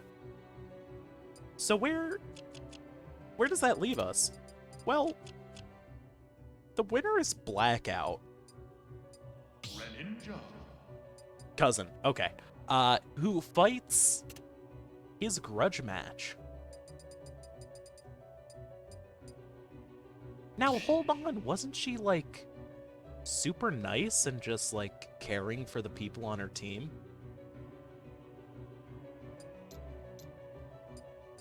Hey, so remember how Labracadabrador was a mistreated familiar given sentience through magic in a way that was entirely unethical?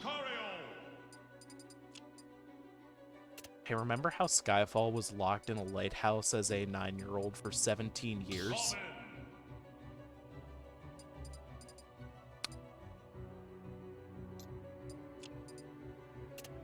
Hey, remember how Celadon sent her in as one of his lieutenants?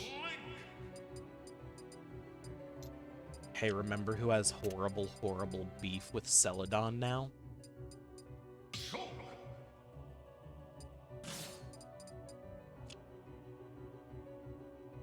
They got stomped. But before we get to the culminating match, why don't we take a second to look at some plot beats that happen? First of all, Steve finally apologized for everything. At this point, they're still a little rocky, but Steve has continued to make an effort. I will say that. He has gotten much better.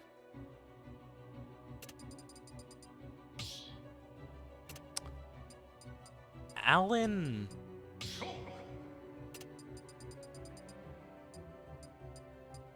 meets his dad with the context that he didn't actually kill his mom.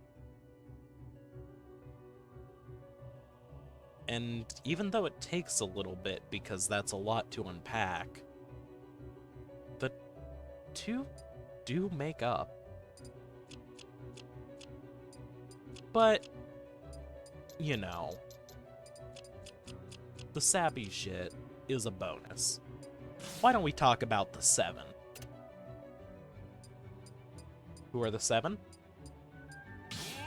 Well, Celadon just got his spirit completely shattered, like, gone. And he's standing off against Alan?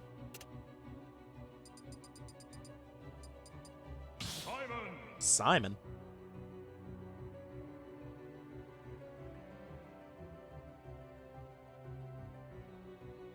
Um...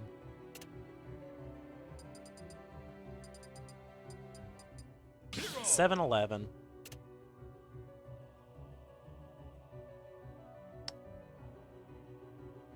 Chips.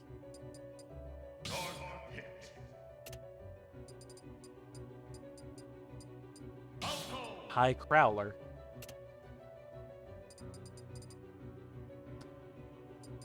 The mysterious man known as Todd. And Steve. And why don't we take a look at what that looked like?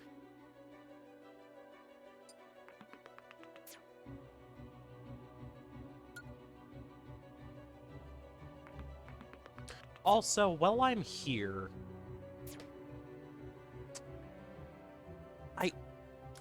I'm just curious on something.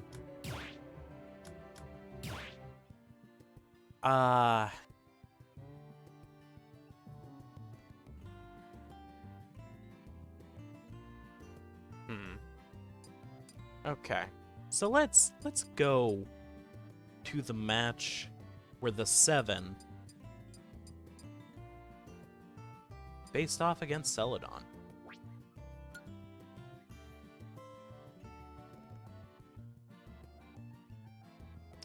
Also, while we're here, this is going to sound entirely weird.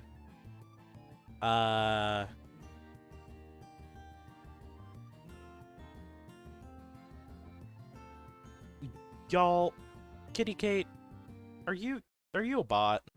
3, 2, 1, go! We're on BB6, right at the end, where Celadon fucking dies.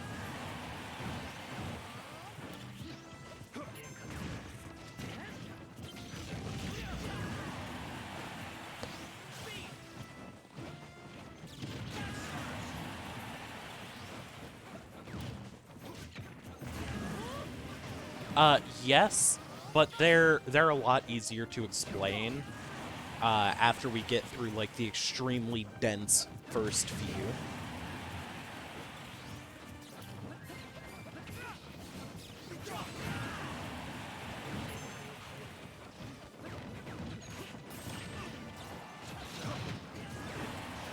Okay.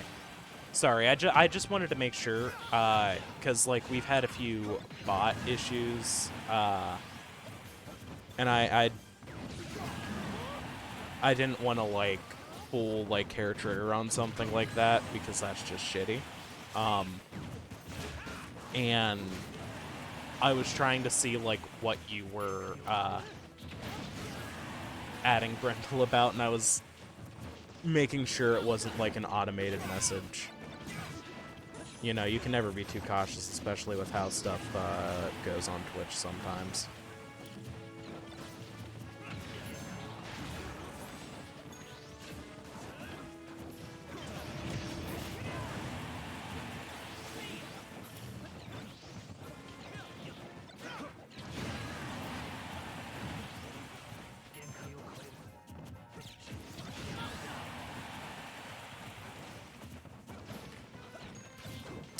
There is a skin tooth lab chart.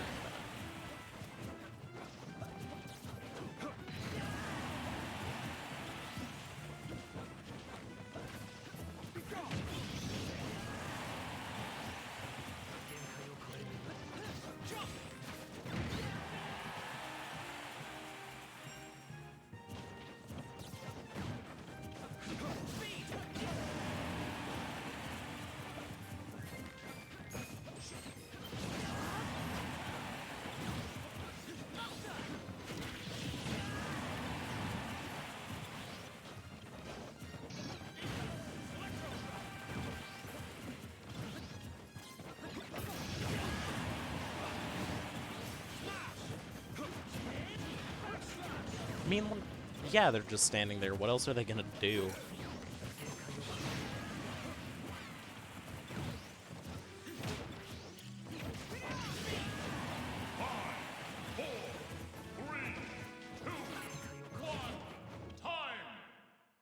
Also, you can see Celadon about to die in like 17 different ways right there. Also, yes, Steve got the windscreen and it looked exactly like this. Nobody else showed up. It was so funny. But before we end off the section that we're in, this is BB Season 1.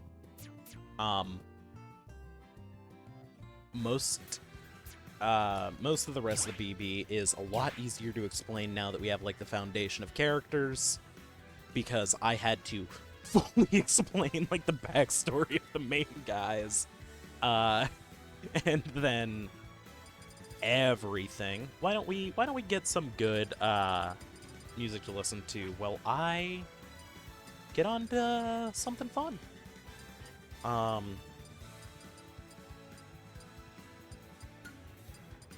Let's see.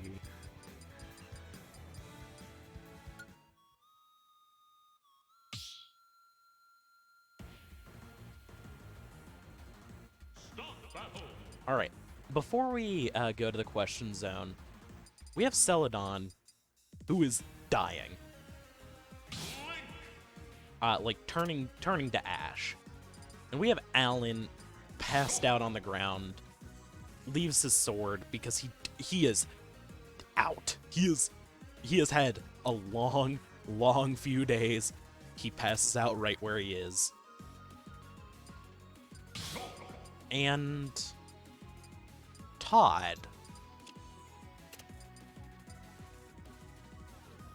helps everyone get out of the room, saying that he'll take care of cleanup. And Alan's sword is on the ground.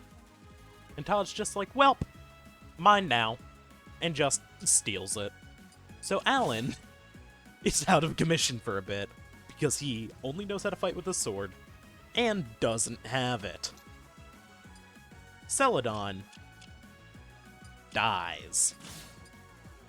Kinda. Todd absorbs him, because Todd's a fucked up little freak. Now, well, we're in chill mode. I'm gonna post the questionnaire one more time while I retrieve my hydration, and take a sip. I suggest all of those of you in the audience who have drinks to do so as well.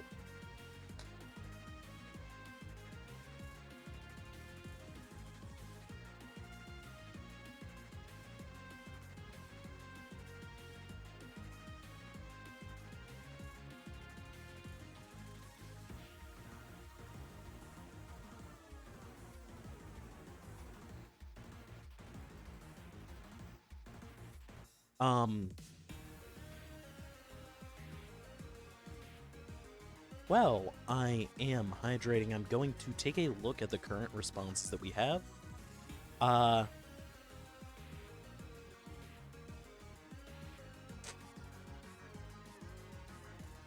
So, from Garf, asking who my favorite character is that I have created that isn't a Celestial member. Spoiler alert, Celestial becomes very, very, very relevant. I'm gonna be real with you. I like Alan a lot. He's a fun guy. He's got a very good vibe about him. I love writing dialogue for him, and I love how his arc's been, especially with all of his personal growth and coming out of his shell. He was kind of my first real main character, and he's definitely like a template character for me, where I have a lot of stuff with him that I very, very much like and use as kind of like a backbone for other characters. Whether it's like characters like Token, who are literally just an alt-universe version of Alan, or when it's characters like 7-Eleven, who I kind of developed through his friendship with Alan, because, you know, those two became friends early on and helped me really just like flesh out who 7-Eleven was, and we're really just now getting to some of the fun stuff with him. From Lemon, what is your favorite early tournament before we got to U2? Honestly, I really, really liked BB12. And that is a very predictable answer, because it is frankly the best thing that I have ever put out. In my opinion, at least. It was very, very, very good. Sadly, it was before I was able to record things, but, you know, I hope to, in some of the upcoming BBs, match that kind of energy. So, like, Professor Refraction didn't fucking die, did he? Because if not, I will find him and I will kill him. Professor Refraction is not dead. He is currently one of the main villains of Toe, which is on hiatus currently.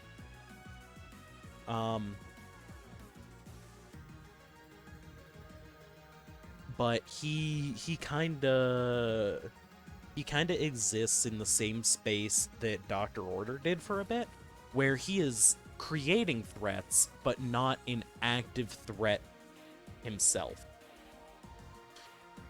And that question was from someone named Guess, which, given the bit, hi Prince. So to be 100% clear, BB Season 1 is all about a time cop that's really shitty, and then everyone teams up to kill him.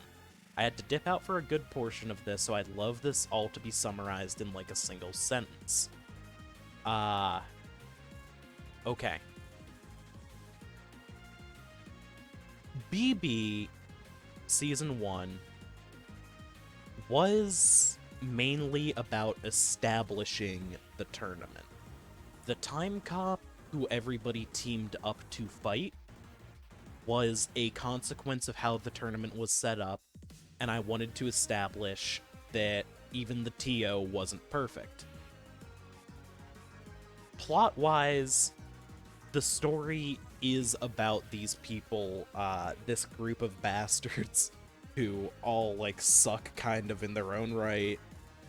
None of them being, like, unconditionally heroic. Coming together as a group to decide that, you know what? We may suck a bit. So let's put some good into the world, and that's what season 1 was all about. It was all about people getting better, and then those people who have gotten better fighting a time cop because he fucked with their friend. If you had to choose a favorite BB character, who would it be? And I believe this is also from Brendel, yes. I'm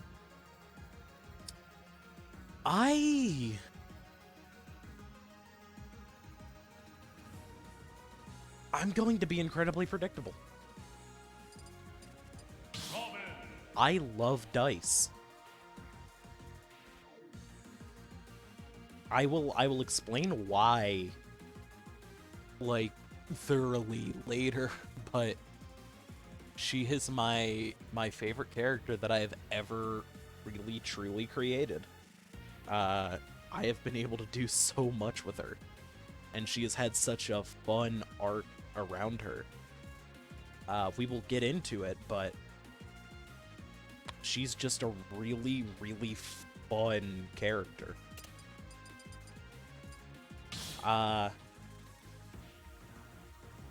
Favorite moment in BB, unless it's something you haven't recapped yet, then just a moment you really, really like. My favorite moment in BB, even though it hasn't been recapped yet, I will just say, if you know, you know. And if you know, then this should show you well enough.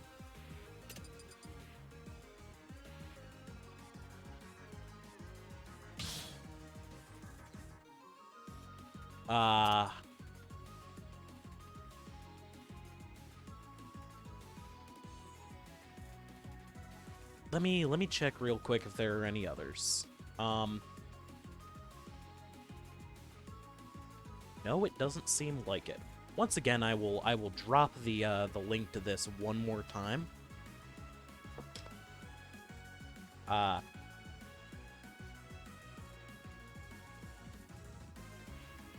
If you would like to throw anything in, go ahead. As for a moment that I really, really like that has happened so far, y'all saw the clip of it. I really like the 7 coming together and beating Celadon to death. It really felt like all of their arcs came full circle in that moment, working together. And I can go over where, like, some of them, like, some of their bastardry came from. For Alan, it was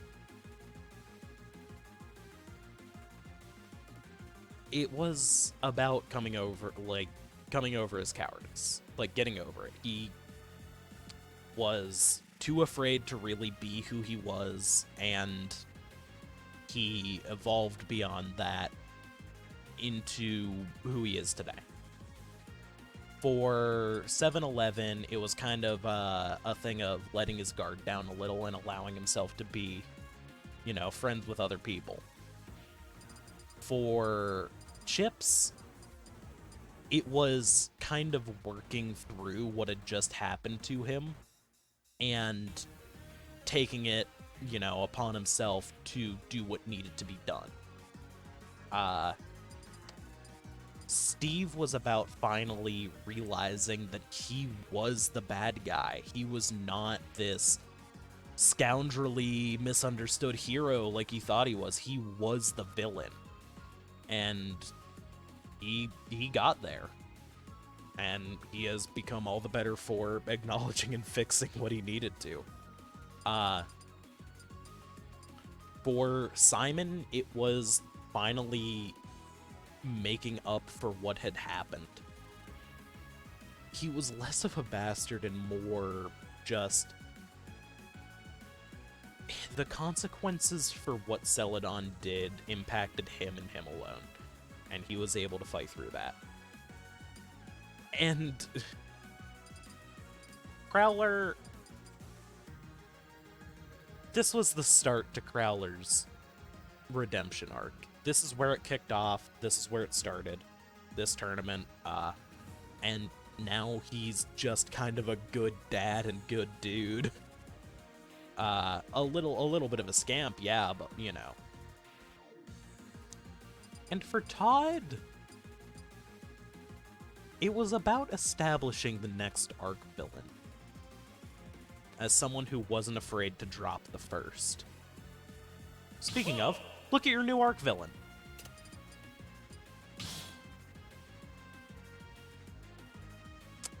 Anywho. Team battle.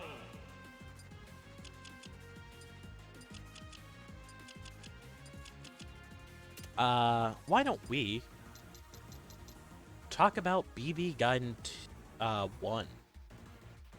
So, Team Control was gone. Their leader was dead.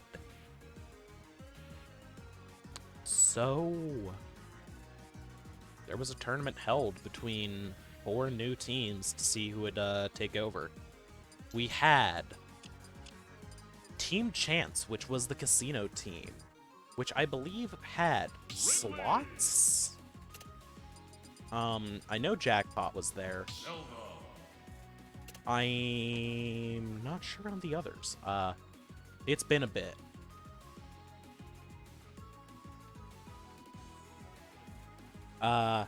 Alright. We had Baccarat, who has become a casino mainstay.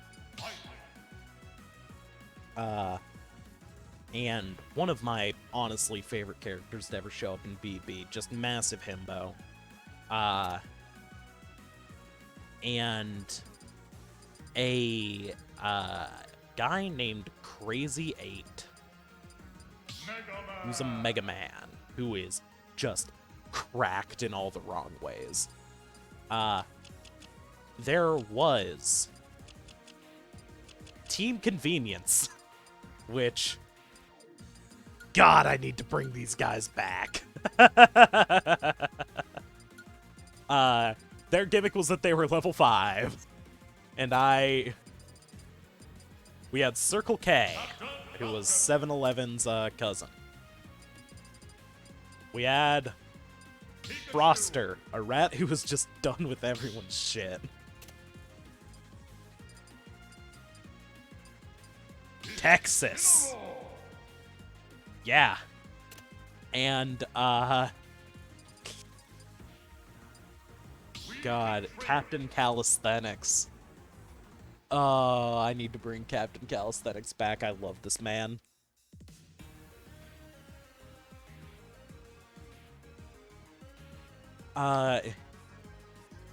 They were not here to win.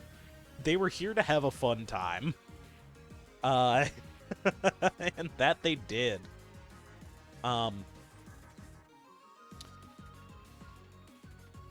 Now, before I get into the plot, there was another awful team here.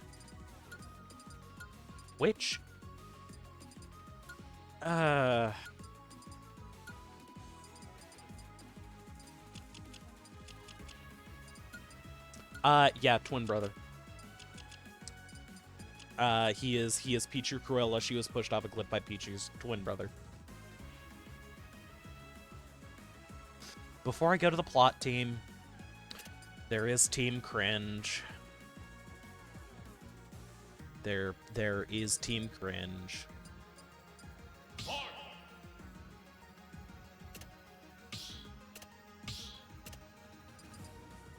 Corona flag.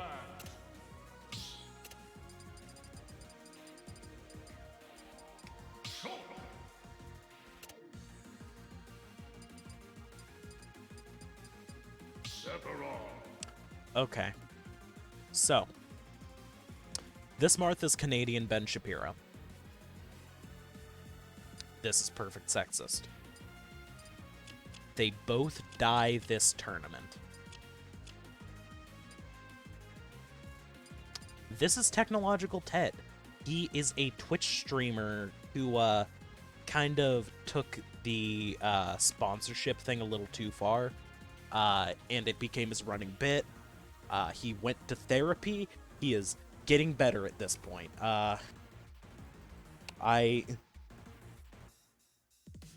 He's a good dude now. And this was Sephiroth Art Online, just a dude who watched so much SAO.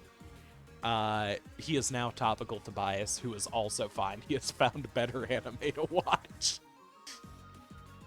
They're both still a little cringe, but we love them for it.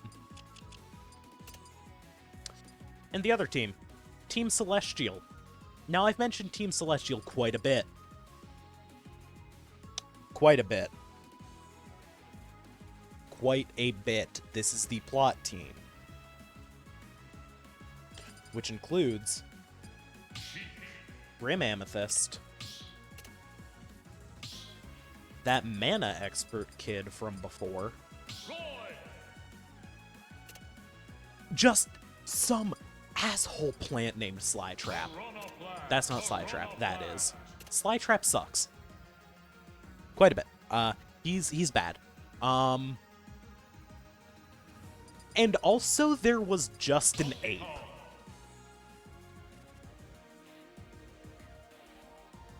This ape was just here. Now, what was this ape's deal? Now, there was someone stealing this ape's identity named Disco Inferno. Disco Inferno is one of the most characters in fanfuffle history. I love this funny green monkey. This funny green monkey is a licensed therapist. What does he do? He sells weed. How much does he charge for therapy? Exactly $0. Why? Because he believes that mental health resources shouldn't be locked behind a paywall. Why? Because he's based like that. Anyway, Disco Inferno and Slytrap know each other. Why? Because of something called the Toxic Sludge. What is the Toxic Sludge? Well, the Toxic Sludge is a form of primordial ooze that splits someone into their metaphorical base concepts, who got sludged to form a therapist ape, a shit-talking plant, a chimpanzee named Ass Crazy, and some dude who just loves trucks, who got sludged? Dumb-E Thick. Who put Dummy Thick in the sludge? Todd.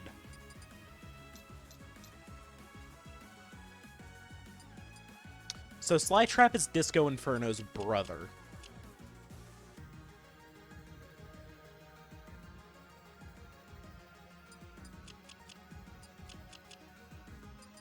Long story short,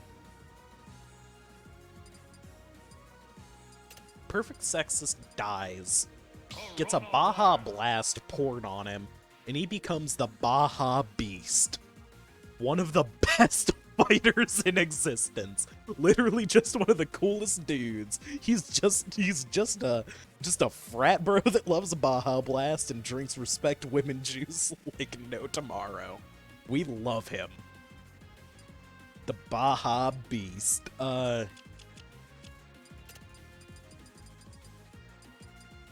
He dies. And grudge match wise, there's not really much else. It gets down to it where we have Slots versus Disco Inferno. And Slots wins. But someone objects to this victory, claiming that it wasn't fair that the casino had been cheating, even though his team was cheating as well. Game Master. Now, if you've been paying attention, you've heard some names. Some names that are two-part names with 2 letters. Grim Amethyst, GA.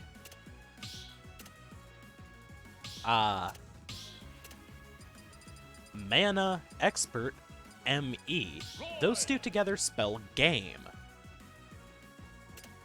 There is also Sly Trap, ST. And there are 2 members of this team that didn't show up here. Those being fucking Man of Arms, MA, and Eldritch Rage, ER, GA, ME, MASTER, Game Master. Their names spell, you know, his name out. And suddenly, while he's talking shit, the lights drop out, and someone walks on stage. The tournament organizer, Dice, who's just like, hey, GM, my guy, shut the fuck up. Shut the fuck up. We don't like you. You are objectively the worst person here. Please leave everybody alone. And he's like, alright, but only if my team gets to be in your tournament. And Dice is like, you know what, if it gets you away from me, sure. So Chance and Celestial start to rotate in and out of tournaments based on whether it's an even or an odd number. Celestial fighting on even, Chance fighting on odds.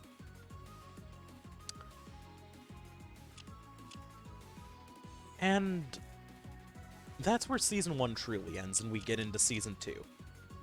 But we don't really have an answer as to who's champion.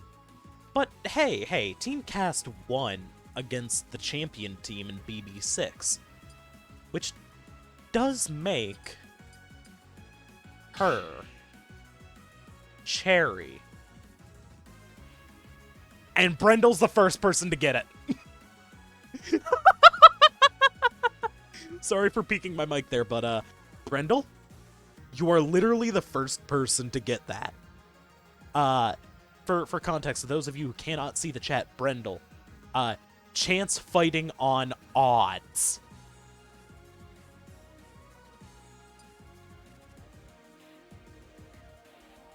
It's I do multiple puns like this that people find out and get really upset about.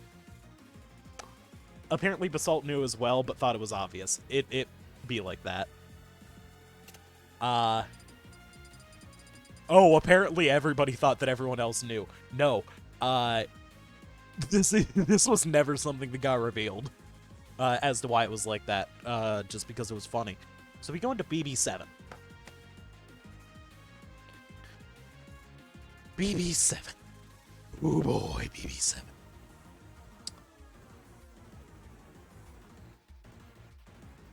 Now,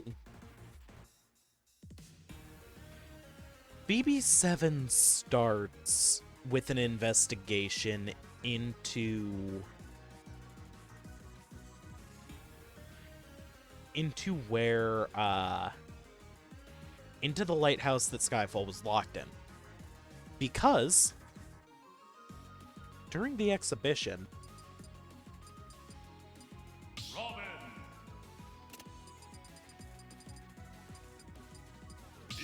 we replay the tapes of Skyfall beating Cherry during what was the champion match of BB6, with Skyfall being crowned the rightful champion. And what does the cast for BB6 look like?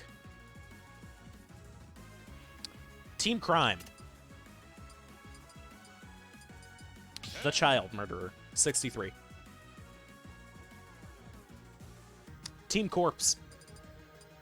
Young Link. The kid that he killed.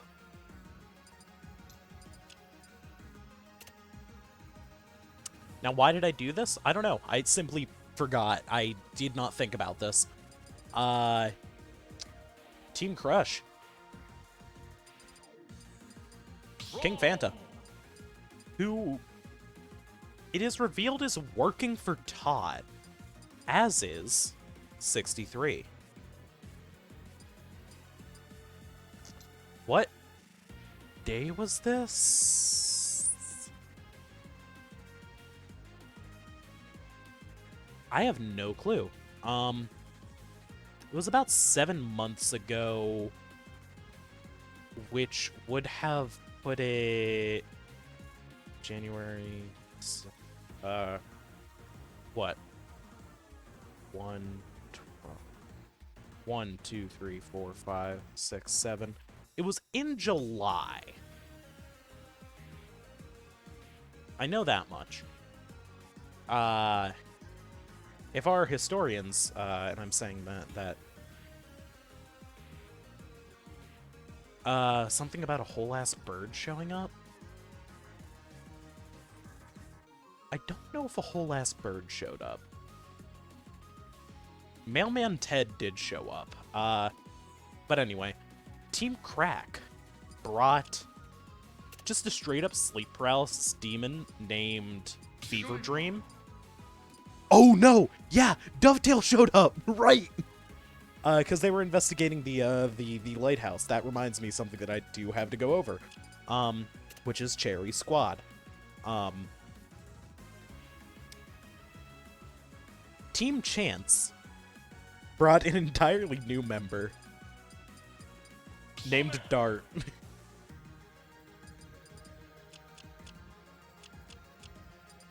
Dart. We're gonna have a talk about this kid. We're gonna watch something. Team Cast brought the newly desexistified Baja Beast. I keep trying to click on the plus button with my mouse. Team Cool Guys patent pending. Here's the guy. Brought Mailman Ted. And Team Combo. Oh god. Brought Light Punch. Now, 63 we know is a child murderer, and we know Virgil's the kid that he killed. We know King Fanta's deal, but apparently King Fanta and 63 are working for Todd. King Fanta ends up 3-stocking Fever Dream, which means that Fever Dream is now absorbed by Todd because someone working for him beat them to death. So Fever Dream is now working for Todd. But 63 gets his shit rocked so hard that King Fanta and Fever Dream are unabsorbed by Todd. Basically, if you 3-stock Todd, he loses control over someone. If you get 3-stocked by Todd, he gains control over you, and the same goes for if his vessels get 3-stocked or 3-stocked. Dart is a kid that ran away from home. That's really about it. He does have a twin sister who we won't talk about, but I will mention specifically because she is one of my favorite characters. She is a trans skateboarder named Skater Girl. If someone could spelled SKATERGRRRL. And Skater Girl, her introduction was 3-stocking a Byleth. Anyway, Skater Girl. The Baja Beast ends up winning the tournament because he is Baja based. Beats Skyfall because Skyfall really didn't care. But Skyfall does become the new captain of Team Cast. She did 3-stock a Byleth 2 more times. Skater Girl was cracked. Mailman Ted was just here to deliver some mail to the lighthouse and decided to throw hands. Light Punch! Yeah, it's the infinite video. A few things we have to go over. Virgil is here to beat the crap out of 63, but he realizes that he doesn't really care all that much. And then his mom shows up. And then when it comes to their turn to fight 63, he comes back in. And then Virgil's dad shows up.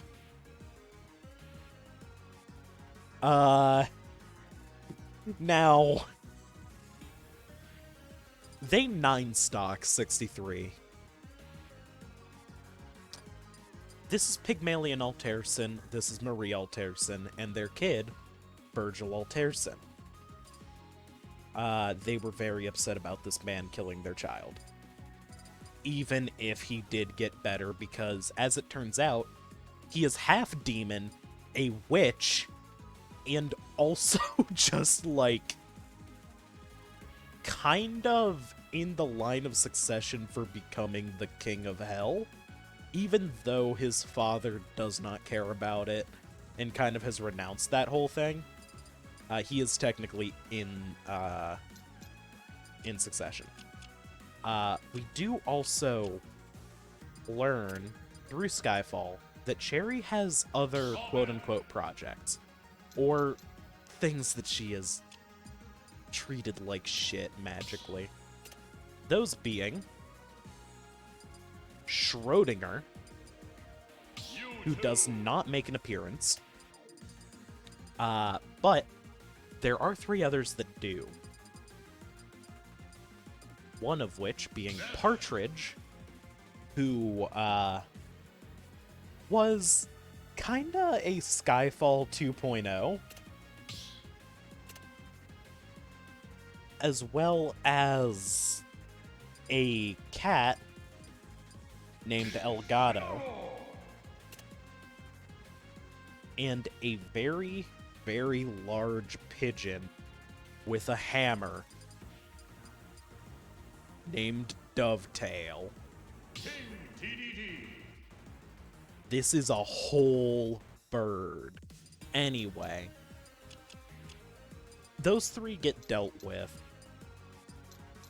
and Skyfall learns of one other person that Cherry has fucked up.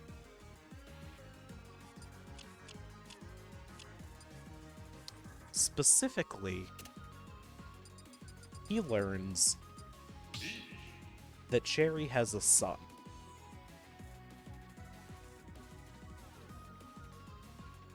And that her son is quite popular in the blood sport circuit.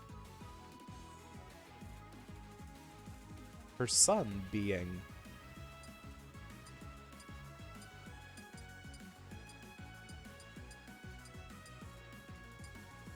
Roy. mana expert. Whoops! You unethically magicked your own kid. Uh-oh. Any fucking way. Let's go watch Dart's fucked up kill so we can feel something. This is a clip that gets shown every so often. It is known by the moniker of Dart's fucked up and evil kill, because Dart does one of the most kills in existence. Now, I forget which of my 2 Dart clips it is. Yeah, Brendel, you were supposed to think Cherry was cool. She was not. She is the white woman jump scare of BB because we needed one. That's Joe Sugma, anyway.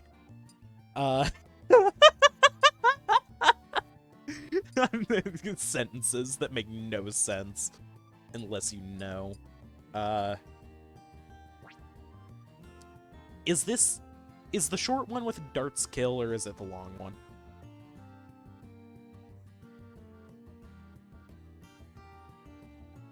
Because I think it's the short. Let's try the short one first. If it isn't, we'll know pretty quickly. So this is Dart's fucked up kill. It is called that because of something you will see. 2, 1, go! Yeah, I think this is the right one.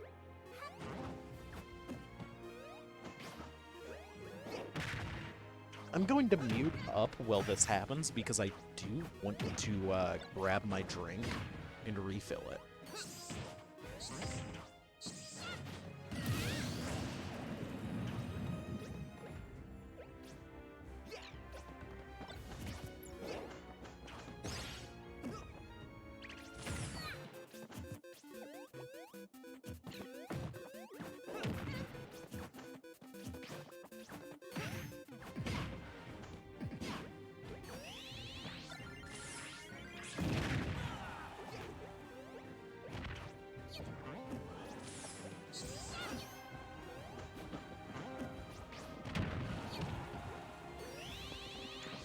drink has been refilled, and yes, the green Kirby is NyQuil. Fever Dream got 3-stocked. It's fine. That is one of Dart's messed up kills. You know, just so Dart doesn't 3-stock.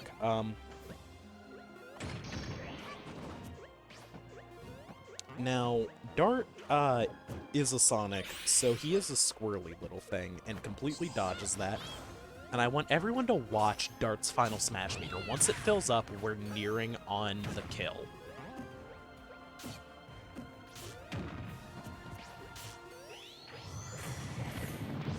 Tiny Dart.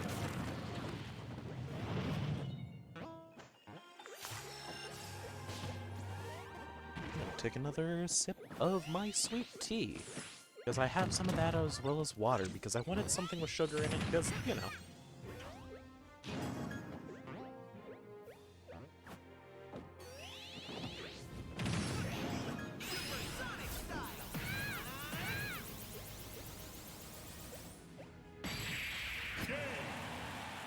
So that final smash has an end box on it that explodes.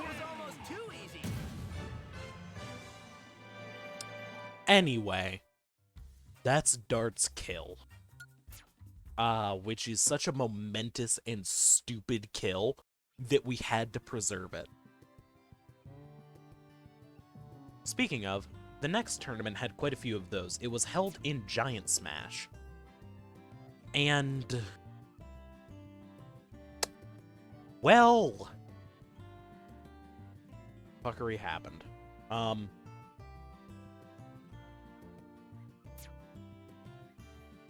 Giant Duskbringer, yes. Yeah, we're getting into where I started getting crazy with rule sets.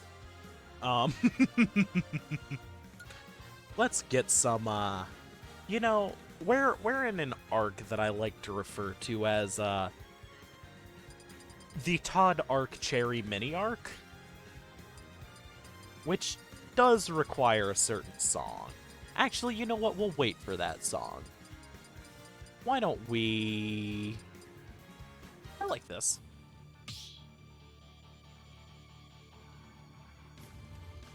Stop battle.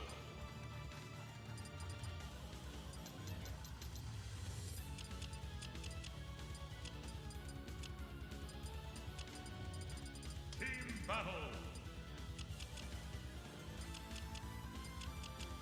I'm just turning them all red so I don't have to worry about accidentally starting a fight. I know I've been doing that a lot and not really explaining it. That is why. Anyway, I do want to call attention to the tagline of this tournament, which was CPU Bastard Brawl 8, back by popular demand. Actually, I named it Back Popular Demand. I misspelled the title. That's funny. And the tagline for that, like the description, was, respect women, be large, that is the way of the Baja Beast. And those are words that we can all live by. So, Team Crime brought Steve. You know, like, that's a pretty good thing to bring. Now, Team Corpse brings Duskbringer. Kazuya. And Duskbringer brings lore. So remember that kid I mentioned in passing who got his wing cut off? Duskbringer is basically a time-jumping, like... I don't want to say savior, but he was a fucked-up kid who this kid befriended in another timeline. And Alp has this thing, and Alp is the kid. Where if he touches the champion's belt, he explodes.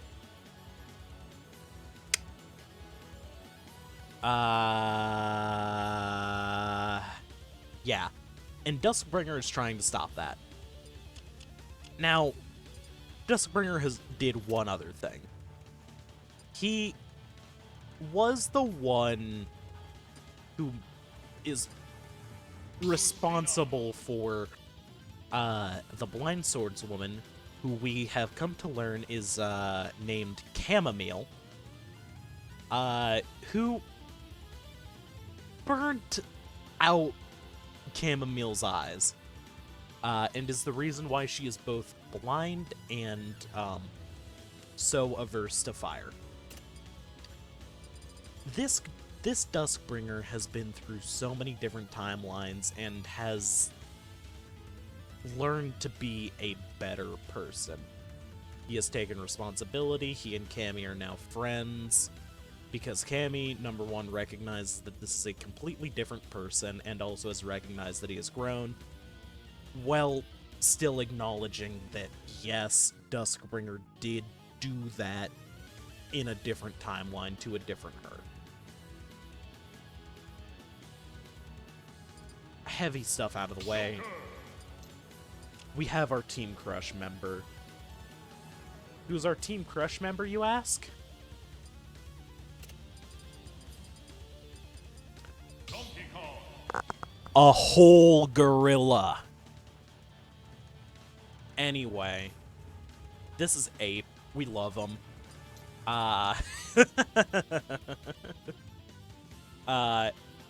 Team Crack brought someone named Subject Melon. M31-0N.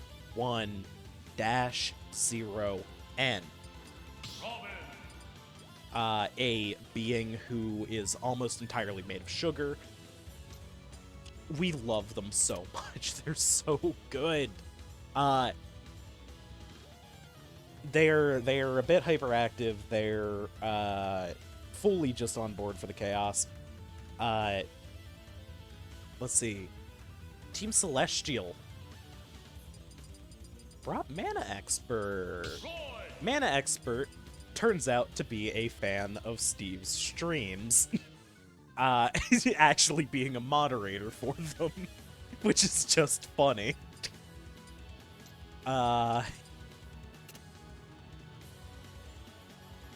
Team Cast does have Partridge. These two have beef because his mom fucked this guy up, and he is kind of, trying not to be a failure, quote-unquote, like Mana was. They both have some serious issues. I swear I'm almost done. Team Cool Guys patent pending. Oh, I forgot that he was in this tournament until now. Like, I remembered that he did something in this tournament. I forgot that he was base roster. You can't tell by my, like, actual unfettered joy. I really like the guy coming up next.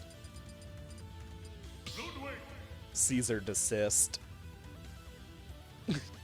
Caesar Desist is the pet turtle of a Byleth in Commotion, which is the tournament where Mana and Duskbringer are from, named Filibuster. And Filibuster is one of the most cracked Byleths ever. At this time had meta knowledge, could manipulate, like, the game itself. Philly! Philly is also the Byleth that Skater Girl 3 stocked. And Team Combo has Technological Ted. Steve and Ted are rival Twitch streamers.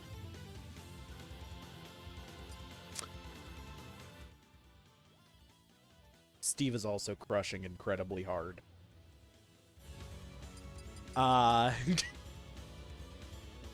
Ted, at this point, does have a boyfriend. Sephiroth. Tobias, also known as ex-Sephiroth Art Online. Ludwig. Now, this tournament has things happen. First of all, Mana Expert 3-stocks Steve. Mana Expert has a specific rule when he 3-stocks someone. What happens? Mana steals their pronouns. Steve's pronouns become he, they. And Steve just has a bad night.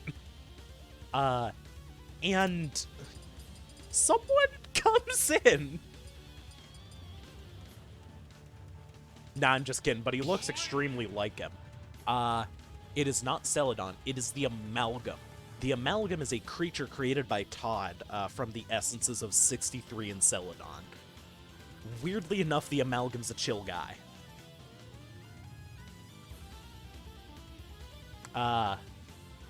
The ape gets demolished,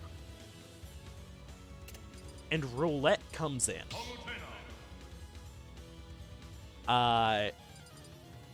Mana has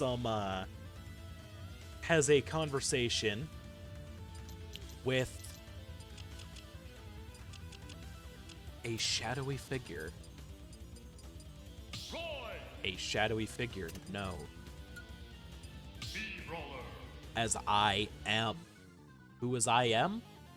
We have no clue. All we know is that I am stands for Isohedral Maenad, and they are the captain of Team Celestial, at least in BB.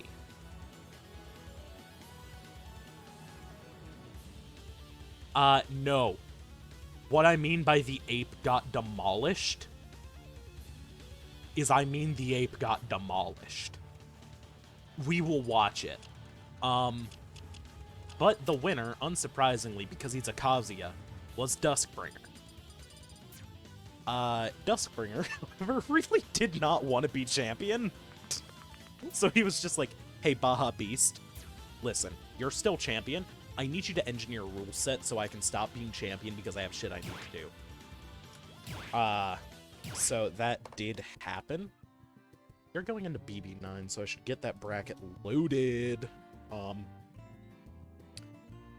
And we're going to watch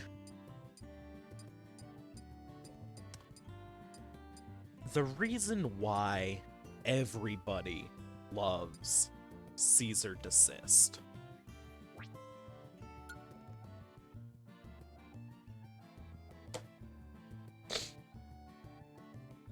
Number 1, he talks with a Boston accent. And number 2, he loves the mitts. Number 3, he's a turtle.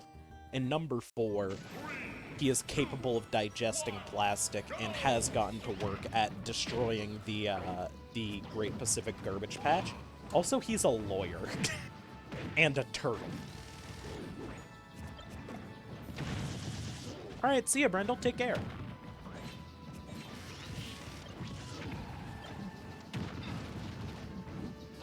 Also nice.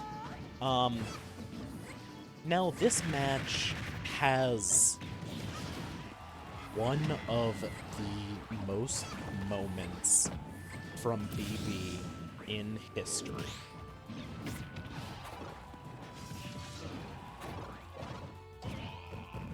And I don't think that is a debatable thing. I think that is just fact. Like, this looks like a pretty bog-standard match right now. And it is, right now.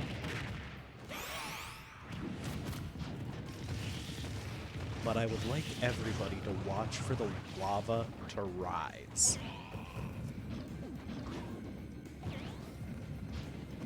And you know, things get chaotic in BB as soon as Norfair rears its ugly fucking head.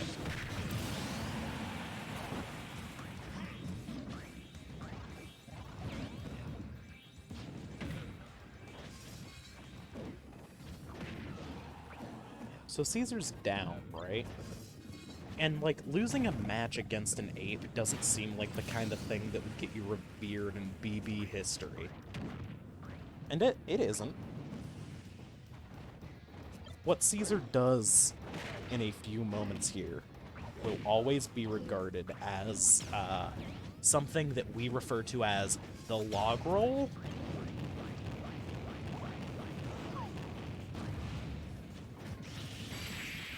Yeah. Stuff like this just happens. Yeah. So, like, hey, where are we at? Oh. The log roll. And then in a similar vein, there was a really good 3-stock from the, from Duskbringer on the Amalgam. I need to show it. It's very good. I'm gonna silence up because I would like to finish my mac and cheese, so I'm gonna finish that real quick.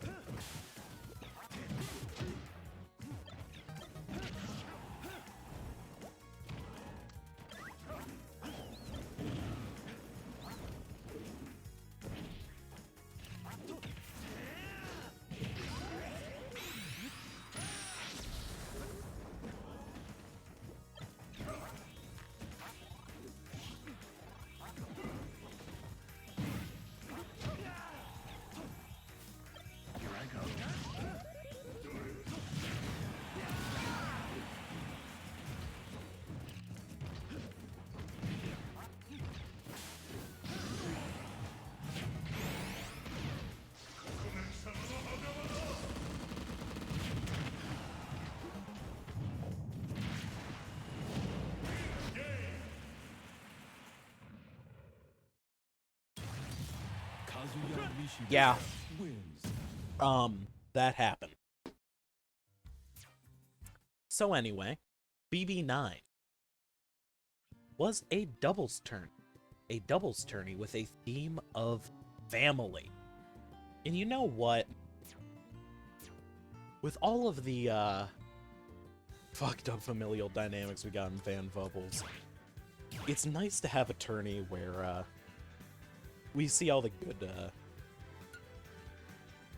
good family, do its thing. So why don't we get a nice song for this?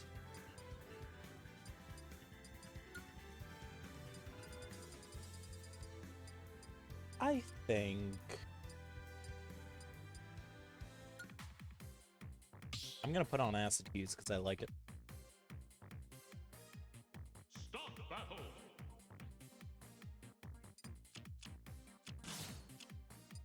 So let's get the doubles teams up.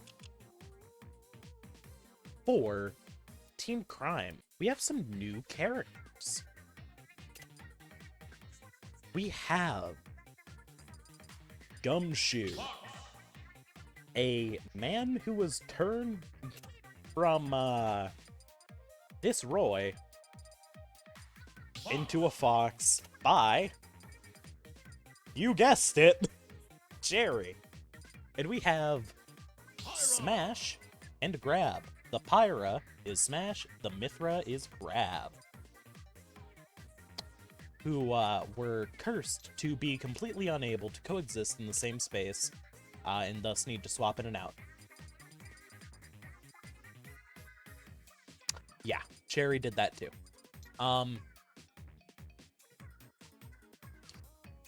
They are a trio of siblings. Now, just because I find it very funny, Smash and Grab, and this is like spoilers for later on, Smash and Grab do eventually get better, and they are able to completely separate.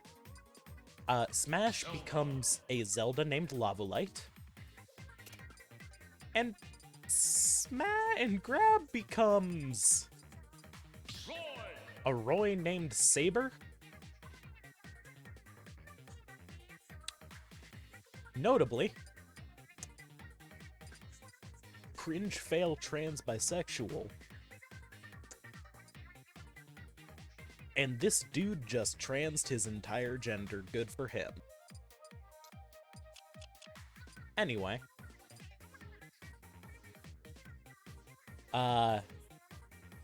Team Corpse has Travis King and his sister, Elise Prince, who refuses to take off a pair of sunglasses. This might be important.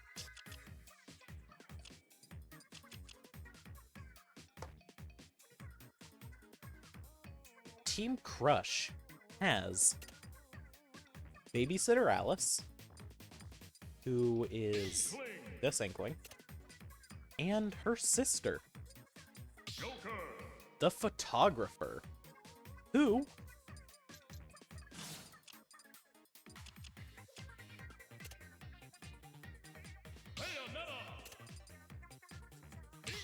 is one of CC and Orm's girlfriends.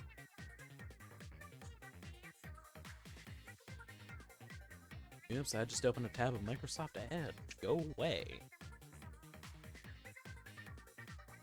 Okay. All right. So, there is another extremely bonkers family tree that I need to explain.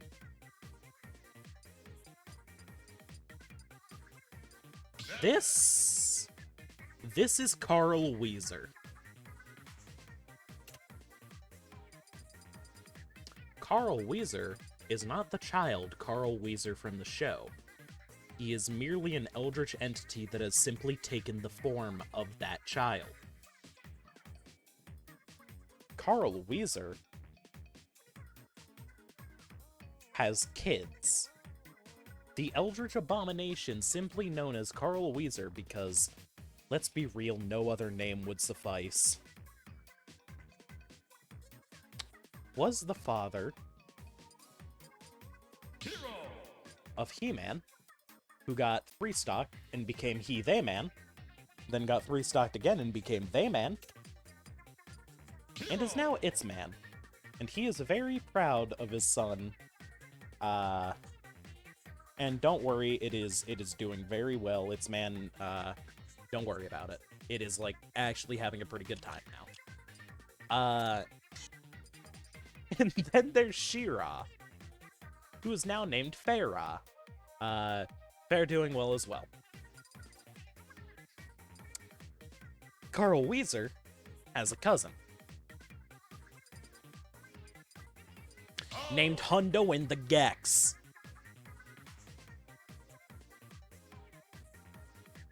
I don't want to deal with this duo. So, we're going to step back and go to a blessed duo. We have Go Fish, who is a literal, like, 8-year-old who is scarily good at Bloodsport. Who has teamed up with her brother, Chips. So we have Go Fish and Chips.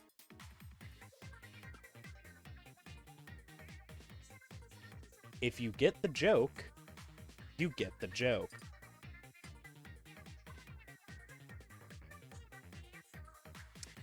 Oh, Team Cast.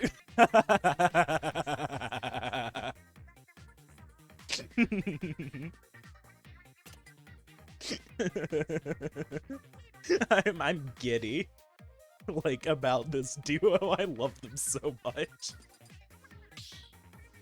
So Team Cast is all about magic, right?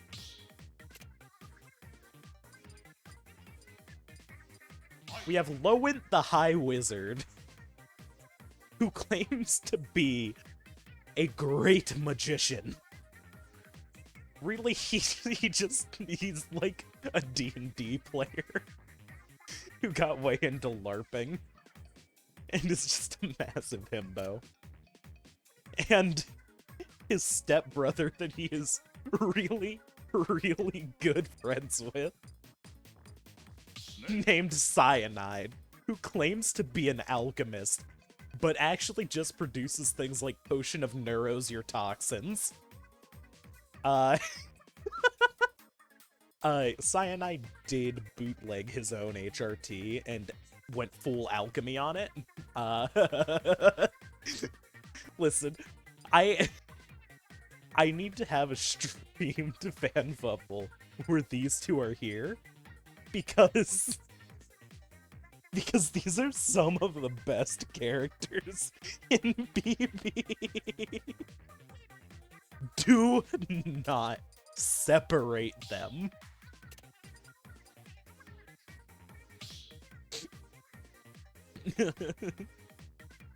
uh, Team Cool Guys has the ringside from Aid, who I've gone a while without explaining. This is Dave Metal Alchemist, also known as Database Dave. And his brother, Topical Tobias. And Dave is, Dave had his arm cut off by a certain guy named Todd. Anyway, Dave and Tobias are probably some of our, like, best brothers in fan bubbles. They're just really great. Their vibes are immaculate. I have nothing else to really say on that. And speaking of that, we have Aurum Autumn and her brother, Technological Ted.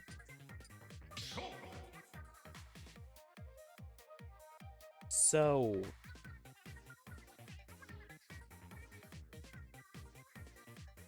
basically, Dave and Tobias get stomped.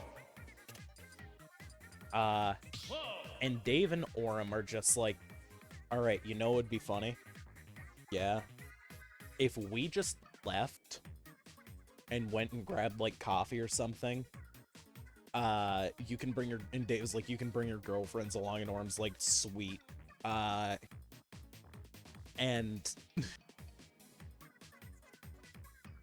they're just like, what if we just leave these two at the tournament? Because they're gay. And they're just like, absolutely. So Ted and Tobias get stuck on a team together for a bit, the boyfriends. And the boyfriends recruit... I don't know if recruit's the right word, but it is the funniest word. Another partner? Joker. So this is what we refer to as the cringe boy polycule.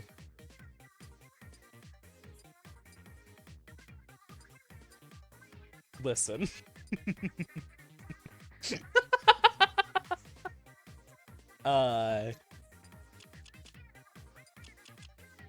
Long story short, Chips and Go Fish end up winning, but they fight on the stage Woohoo Island with Monkey Watch playing, which is the stage where Chips got stabbed with the same song playing.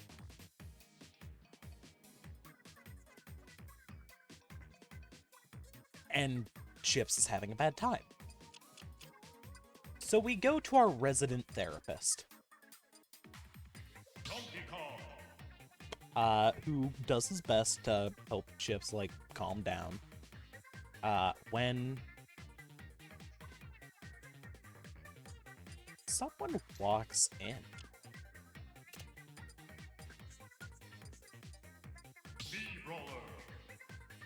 And I am's like, oh, I'm sorry, I don't mean to intrude, but are you doing all right? And, you know, does the whole, like, song and dance. And I am turns out to be, like, pretty chill when it comes down to it. Which is weird, because they are ostensibly one of the main villains. And I am's just like, you know what, I'll talk to Disco later. You seem to be in need of assistance more than I am. And I have other business to take care of. And we'll cut to that in a second. But we also meet some other folks this tournament that become very important. A funny doggy. Sorry, those words just fill me with dread now. Named Patches. Whoa. And his partner in crime, as it were, Rosalina and Luma. Red, who end up fighting Wrong. Travis King Lucina. and Elise Prince in a grudge match, where it is revealed that Patches is named Executive Ultima, and Red Yonder being, you know, Red's full name, which are celestial names. And it is also revealed that Chamomile, known member of Team Celestial, unknown what sect she is under, is Travis King's sister. And also that Cammy is crushing hard. But as they leave, it is confirmed that Patches and Red are members of a team named Team Eurythmy, EURYTHMY, being EU and RY.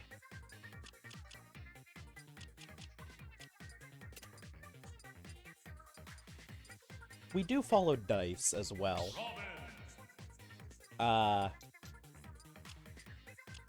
Where she meets a few folks. A shady ninja by the name of Umbra. The Amalgam. And one of her own staff. That being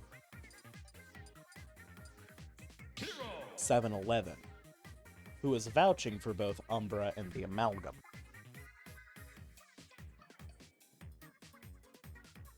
Where Dice learns that these three have hatched a plan to kill Todd, to retrieve something that Umbra wants back when another person enters. That being Dave, the person who Todd cut the arm off of. And he's like, hey, I want in. And they're like, cool, you were the person we were going to call next. And he's like, sick. When are we doing it? And they're all like, next tournament. Long story short. Go Fish and Chips become the champions. And they are paid a visit by Umbra. And I've been like Cliff's notesing this entire thing, but I would like to mention that Umbra has shown up a few other times, as have Patches and Red, but these are their most important like times showing up. Obviously, you're going to miss a little bit of context because I have to flatten things out just a little bit. That's sadly kind of just how it is. But Umbra shows up to see Crisps. Not Crisps, Chips. Crisps is YouTube. Listen, I've been doing so much planning. And Umbra's like, hey, we need some help getting rid of Todd. And Chips is like, well, why do you need that?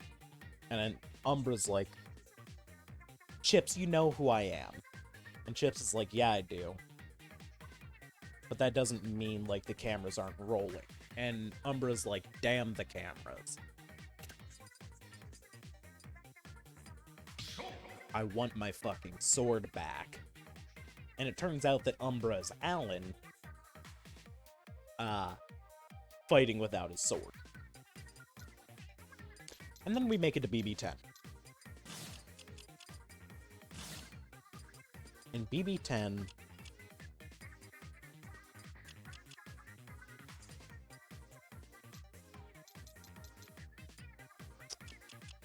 we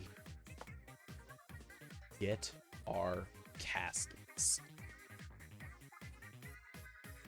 And before we drop the cast list, there was a little thing that happened like in between BBs where we meet some more Celestial members.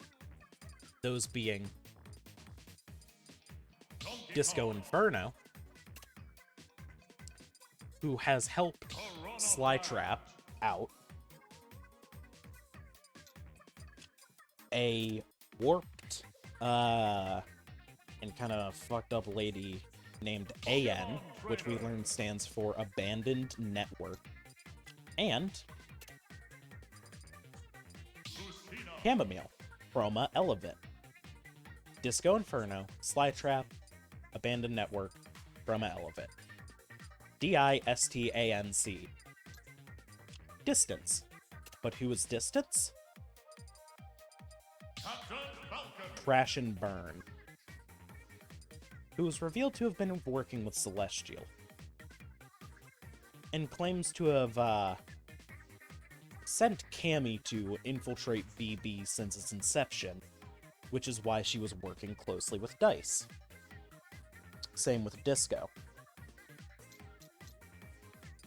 And why is Slytrap allowed to work for another Celestial team? Well, he was kind of kicked out of his old one in exchange for a kid named Sunset Ty. It's not, like, super important to the plot of BB, so I didn't want to, like, bog down by mentioning it, but that's what happened. So, team-wise, Team Crime has our good pal, Umbra, and Team Corpse has someone we haven't seen for a bit. The Riot Sisters. Team Crush has a new fighter. Or is it? Someone by the name of Carnation.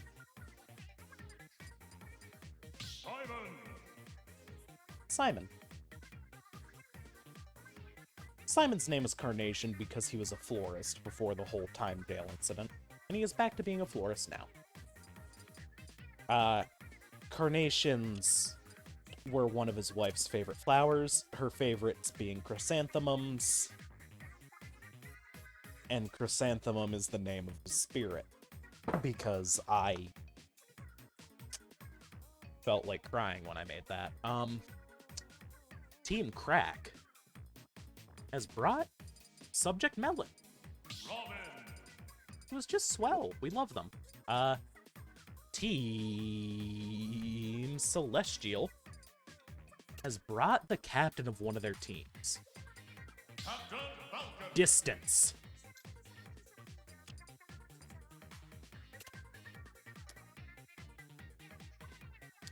Team Cast has Carpus. Team Cool Guys decided to take this tournament off. And instead, Team Combo has brought a new face. Pack Spin, who, yes, is Spinball, and yes, is Mega Spin. It just has a new form now. It just does this. But who's filling slot 8?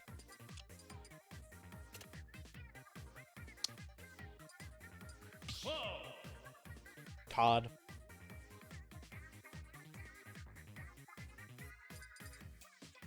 But there's a secret other 8 fighters. Umbra. Tobias. Billy Buster.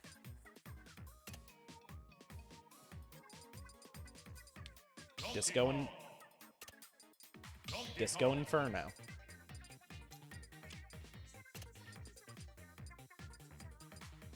Slytrap.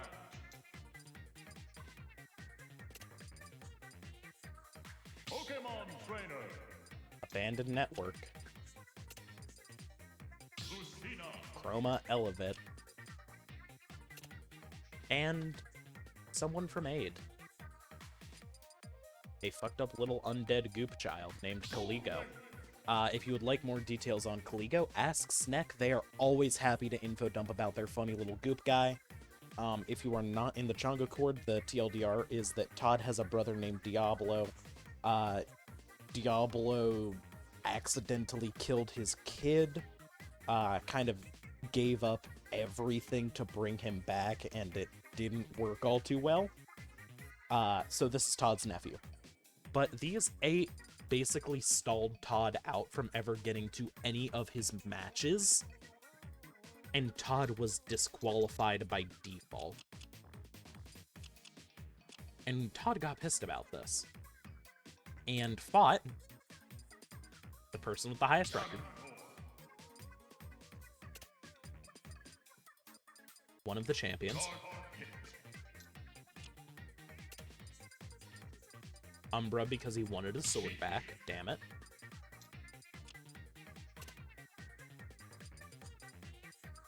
And the Amalgam. As well as Good Pal, Dave. Now, Todd had fought a few people, and he got jacked up. He was completely and utterly demolished. He was CPU level 1. His outfit had been changed to this awful green cloud. He just had a bad time, and he got wrecked. He was alive. He then got banished from reality. So fancy speak for Todd is essentially dead. Now, there was a second draft of the 8-person squad because I couldn't think of an 8th member.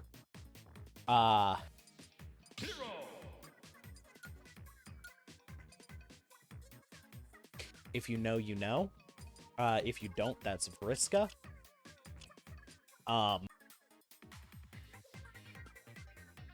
After this, the kids decided that they rightfully had earned a break.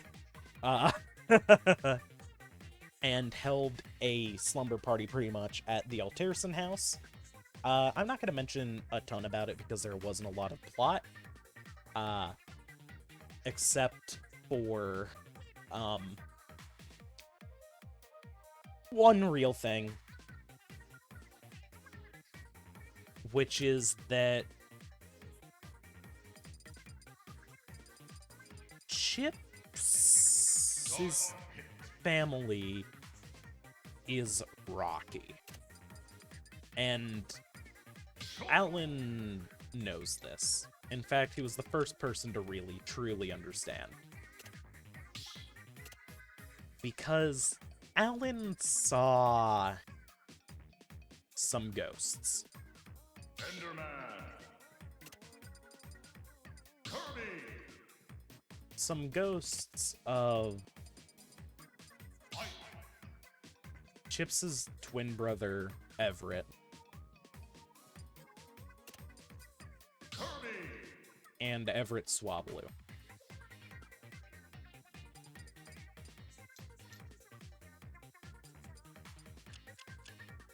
But enough about that. Why don't we get to some nonsense? Basically, there was a whole tournament that I ran by the seat of my pants that was less tournament and more plot events strung together, where I had a bunch of people throw hands with Cherry and her squad. Where we had Baccarat, because she kept fucking kids up, and Baccarat is kind of like our de facto, like, protector of kids, when it comes down to it. 7-Eleven, because he was great recon.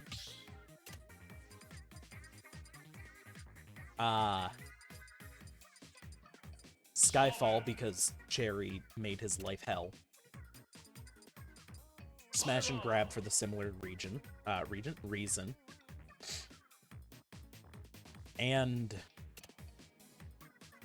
Cherry's son, Roy. mana expert.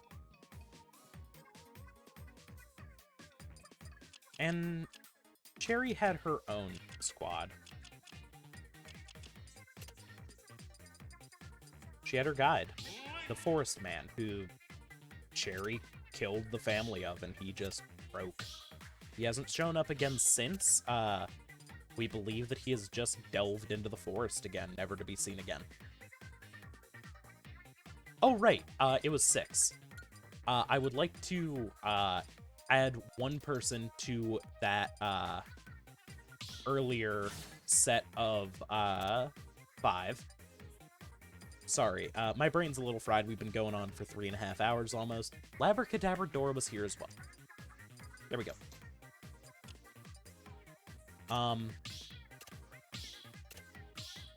There were a few of Cherry's creations, notably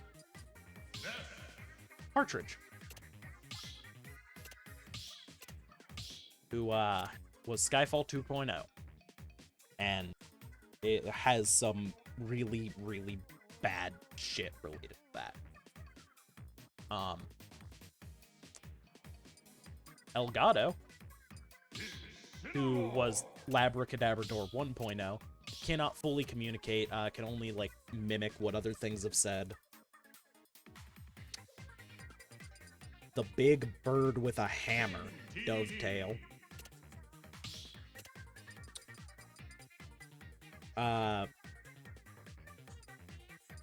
Manipulate, gaslight, girl boss? Not a girl. Manipulate, gaslight, gatekeep, mansplain, Schrodinger. Who recruited a himbo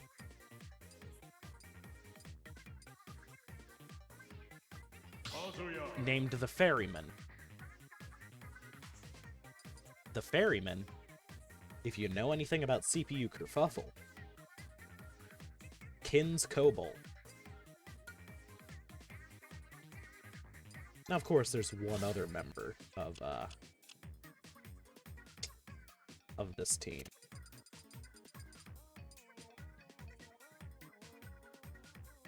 Now, before I get to explaining the events, how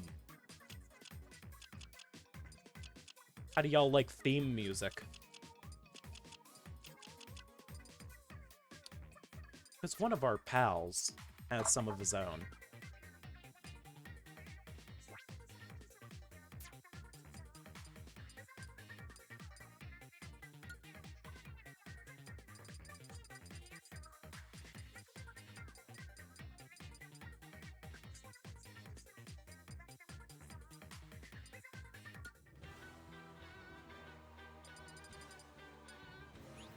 Actually, let me just play it on this stage, because this is where it happened.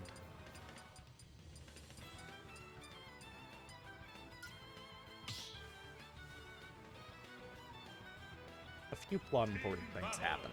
Number 1. Partridge was able to get out. He now lives with Skyfall, where the two very rarely participate in Bloodsport anymore, because they're taking their time to actually relax.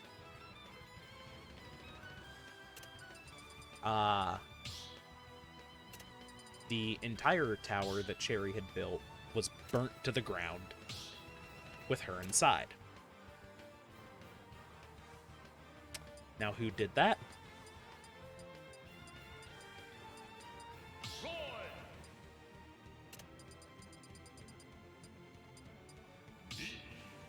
Sometimes you need to do a little matricide. And you know what?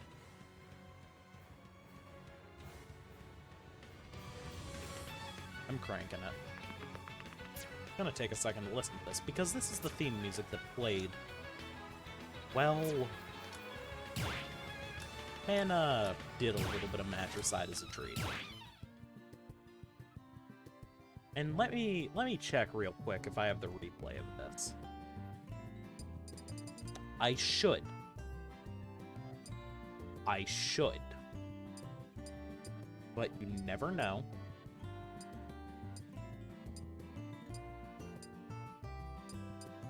It does not look like I do, sadly. Which is a real shame. This was a fun replay. I sadly do not have it. Unless it's like...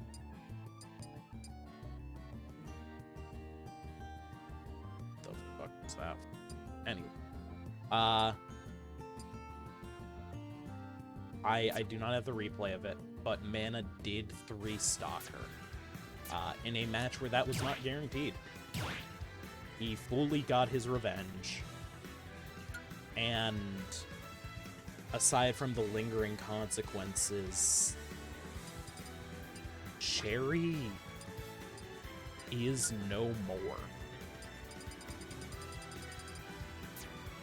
But there's a new threat on the horizon. A threat that we met right as this tournament ended.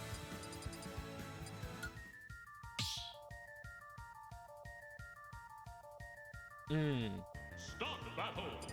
Oh, that was Caligo. Right. Oh, that was pain. Team battle. So remember how I've been talking about Isahedral Maenad?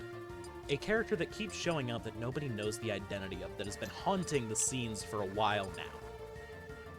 You know, that and how we have these Celestial teams running about, but we don't know who the rest of Eurythmy is. We only know about EU and RY. And that whole distance thing was sketchy. Like, Crash and Burn definitely wasn't a villain. He wouldn't have pulled the whole Speed Demon shtick if he was. That was too genuine, right? That's because it was too genuine. Patches paid him off.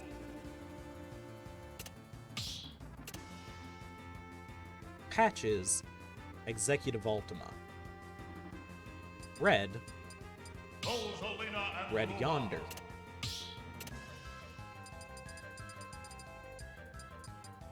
Disco Inferno. Chroma Elevate. Executive Ultima, Red Yonder, Disco Inferno, Chroma Elevate. EU, RY, DICE. Robin. Eurydice.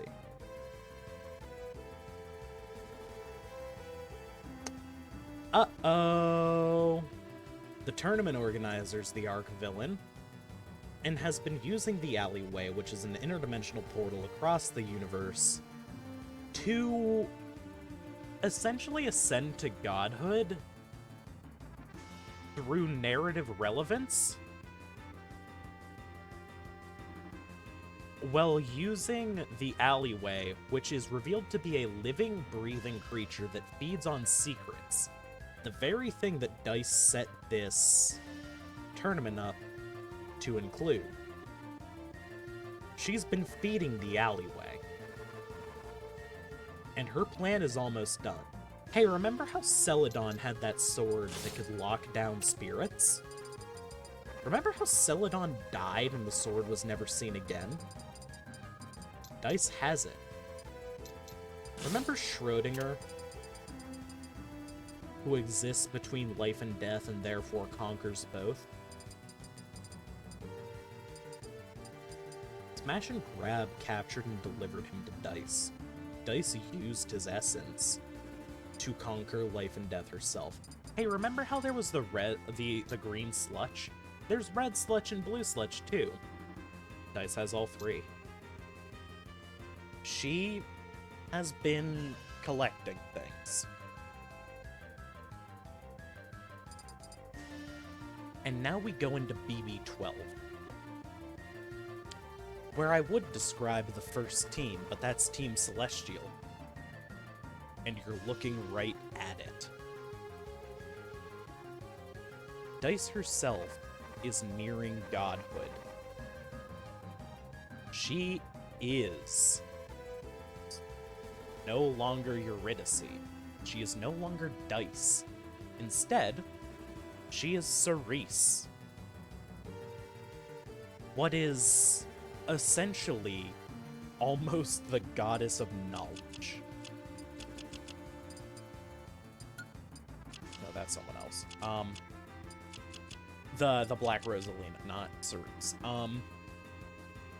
Team Crime. This was a 5-person squad strike, by the way. Inkling. Was the Cuttlefish Colorist, Ormatum,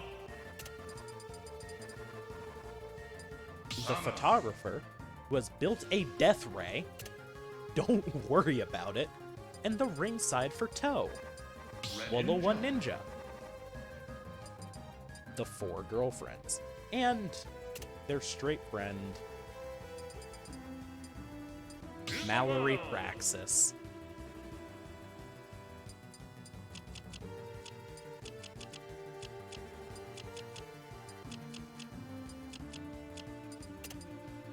Team Corpse. Pygmalion Alterson.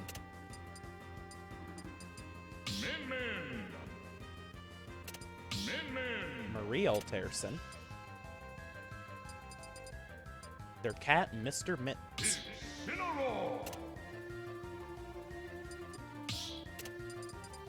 Virgil Alterson. And a kid who broke in during the Kid Gaiden and was promptly adopted. Nope.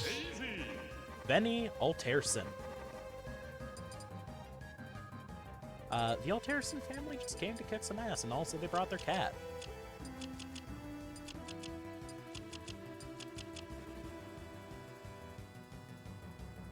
Team Crush. Bounty hunters set on a mission where we have Sense, who is, for some reason, silencing anybody who talks about kin lists of all things. Her trainee, Rookie. The 3rd member of their strike squad, Cynthia, spelled Synth 1-4. As well as, nope, 2 bisexual emotional support himbos. Kazuya. The Ferryman and King Crush. Not King Crush, King Fanta. Team Crack. Who, is the team that Team Crush is hunting for whatever reason.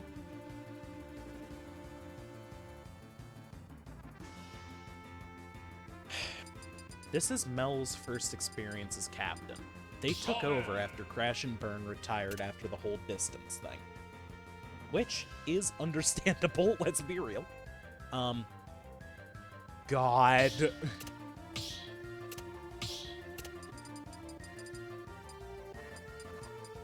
Cracker Barrel. I'm not explaining this one. I adamantly refuse to. Wonder. Stupid Horse. And Hundo and the Gex. Hey, do you guys want to learn why Hundo and the Gex is so, like, immeasurably cursed? Because we're just going to cut to the grudge match. Where Team Crush tracks Hundo, Stupid Horse, and one of the Gex down. And we have Sense, Rookie, and Cynthia here to hunt Hundo for sport, and Hundo begins to laugh. And we learn who Hundo is. Now, a cursed entity that is a pathological liar who ends just about every sentence with "I lied." Hundo and the Gex is revealed to be... Y'all... I swear fanfuffles are good. We just have, like, characters that we dump the rancidity onto. Like, I need to preface this with that. If you don't know, this is going to be the worst thing that ever happens. This guy sucks, okay? This is one of the worst things I'm ever going to say in my life. This is Kokichi and the Kinnies. Yes, Kokichi, Danganronpa.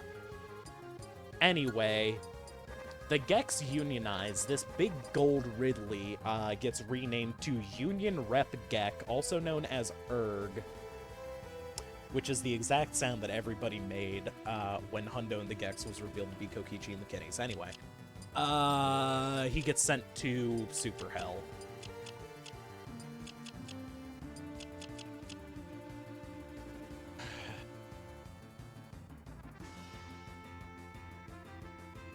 Team cast. Let's just go to it. Now, the joke about team cast here is that nobody here has magic. Legs Day is a god. Fisticuffs is just a dude who lights his hands on fire. Arena is an inventor.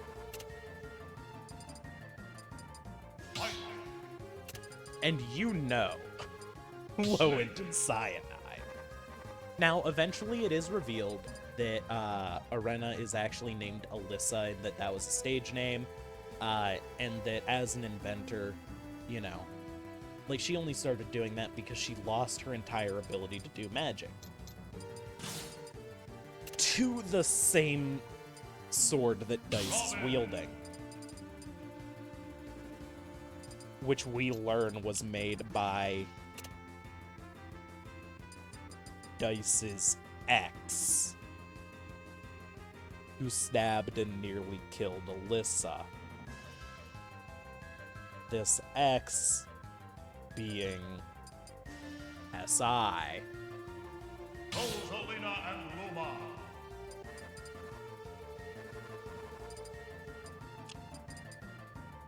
They can't be on the same. They just can't be. It is illegal. They are not allowed to be. I refuse to keep them on the same team. Anyway, that's Team Cast. None of them are magic, but this is literally just a D&D group that meets. I forgot that Team Cool Guys is a separate name, and this was no match scheduled. No! Team Cool Guys is a team all about self-improvement. We do have Filibuster, who is one of the best fighters here. Her pet turtle sees her desist. An inventor from a place known as the Full Steam Kingdom. Herr Drosselmeyer. We love this dude. Herr Drosselmeyer has brought his daughters. Aha, Jonathan, you are meeting my daughters. Anyway, had to get that out. This is Goldie and Sylvia. And they have a fifth member. Yes, it's Carl Weezer. He's regrettably become a very good dad. It's... Listen. And even though it's not preserved, there is a line from Filibuster that has been immortalized, and it's, "Stop talking about Kokichi, there's women here."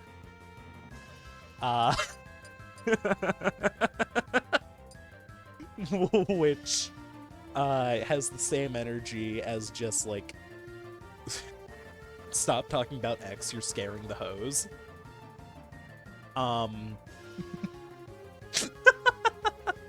Listen, I love Billy. And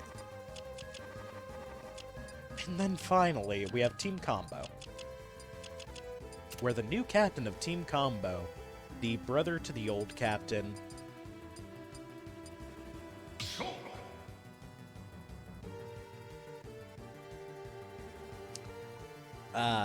Technological Ted, Joker. his incredibly cringe boyfriends. Sephiroth. And hey, y'all. Enderman. Why are Chip's dead brother and the ghost of that brother's bird? Why are they here? Yes, there is the legendary leg stay line of, "You are aging correctly." Yes, there is also, "Who do you kin?" The refreshing taste of Fanta. God. This was a very good tournament in terms of, nonsense. Long story short, Dice, who is objectively, like, not the worst, does resurrect them a little bit. And transfers the urge to kill to Sense with permission. And Sense has already taken care of it.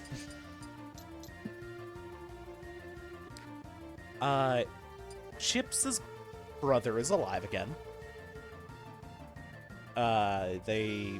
This is unabashedly a good thing. Chips' brother did almost die again instantly because, frame 1, he pops out, it's like, alright, I'm back. I can do this. I can fight. I'm gonna win this, you know? I'm gonna... And then he instantly gets zeroed to death by Erg. Just gets crumpled like paper. But this isn't really that great because, Dice's team wins. And Dice summons a gateway to another universe. And dips inside and the camera follows her. And the alleyway itself implodes. Well, she deploys her 4 teammates, you know the 4.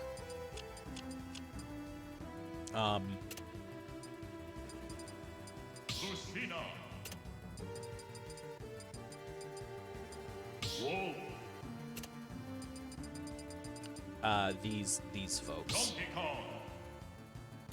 And deploys them to go, help evacuate people before she leaves. Other small things, Cammy and Red are dating now.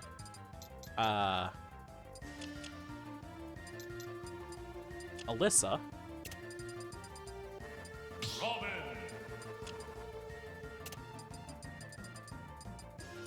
And Benny are crushing hard, and because I won't be able to talk about it really, they do end up getting together. Benny is as dense as she is strong. But Dice goes to you too. And with that, we're gonna take a quick break so I can, number 1, use the bathroom, and number 2, answer a few more questions. So I'm going to drop the form once again. If you have any questions you would like me to answer, please submit them. I'm looking at these questions that I recently got, and I would like to answer one of them immediately. Would Slytrap call me a slur on Xbox Live? I think Slytrap draws the line at saying slurs. He would call you awful, horrible things on Xbox Live, though. And the next question after that is interesting. I am taking my break now, though.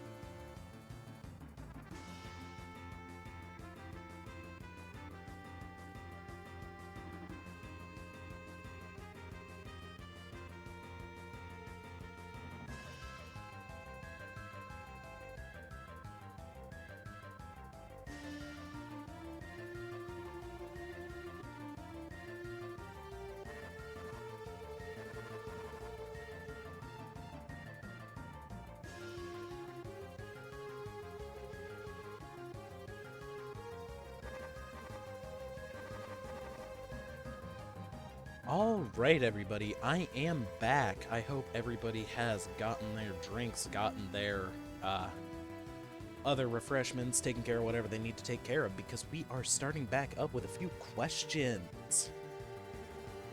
Also, Cider's here. So if you hear cats meowing, that's because Cider likes being loud sometimes. And also, she is attention deprived, I guess, because she likes to be held. She likes to be held. So I'm gonna save this question for a little bit.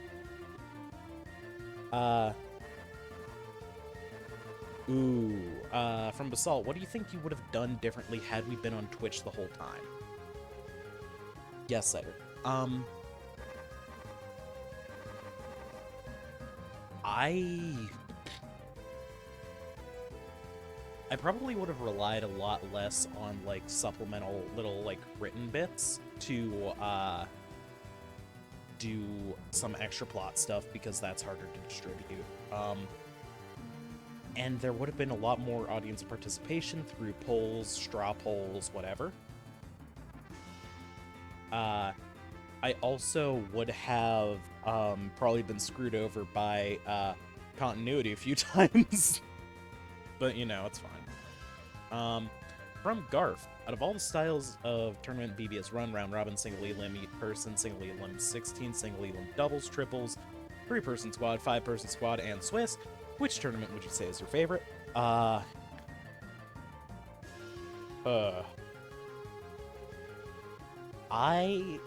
like round robin. It allows me to know what is going to happen for the entire time. And, it allows me to... Hi, Cider, please get away from the power cords. It allows me to, kind of plan things out beat by beat. It does make grudge matches harder, I will say that, but I've been making do with that.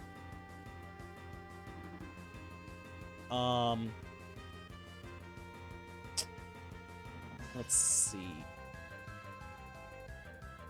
Sorry for the screen dimming. I haven't touched my controllers in a bit. How are you doing today? From, Eldnerb, Brendel's evil twin. I'm doing alright. I'm having a really weird kind of chronic pain day, where it's not necessarily a lot of pain, but it's just enough to make me a little bit tired. Thankfully, this is not a very intensive thing, and I have a setup where I can safely exist without my knees becoming sludge. Other than that, I've been having a pretty good day. I didn't do much at school, which is annoying because, you know, I like doing things. I did disassemble 3 whole robots because that's been my job in one of my study halls. I've just been taking robots apart for pieces, because those kids have long since left, and we're going to need them for something coming up in an engineering class that I'm not in, but I help build the curriculum for, because I'm pretty good friends with the teacher, and generally have good ideas for that kind of stuff. But yeah, I've been having a pretty alright day. Now the question that I was saving: why is dice becoming a god a bad thing, though? There is no name attached to this. I see you like to stay anonymous. That's fine. It's less that it is bad, and more that it's very, very, concerning when the person who has been running everything of yours has kind of been threatening to become a god. especially after the whole order incident in CPUK proper, which we're running with, like, the lore of in broad strokes. It's kind of a red flag. Also, Dice becoming a god involved a little bit of fuckery with Schrodinger and the entire alleyway that had kind of become a secondary home for a lot of the fighters there being uprooted. Although the alleyway has now been rebuilt, it is not an interdimensional ordeal. It is simply a alleyway built into a Bloodsport arena. It's not that it is necessarily bad as much as it is just a bit dicey, if you forgive the pun, when someone's like, yeah, I'm just gonna go become a god.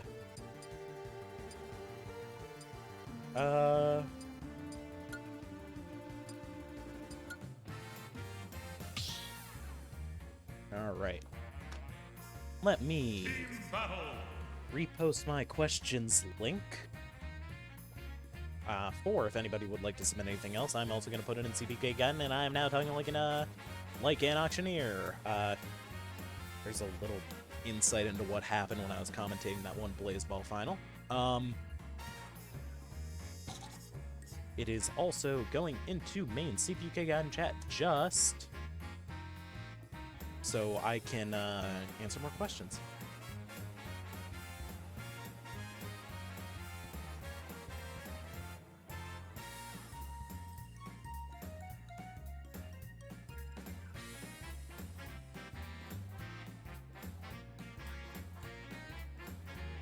Sorry for the pause, I am typing.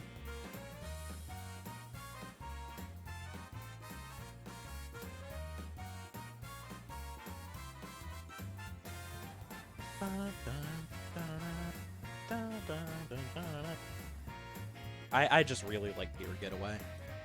It is a good track. Oh, Garf, I just saw your music request, sorry.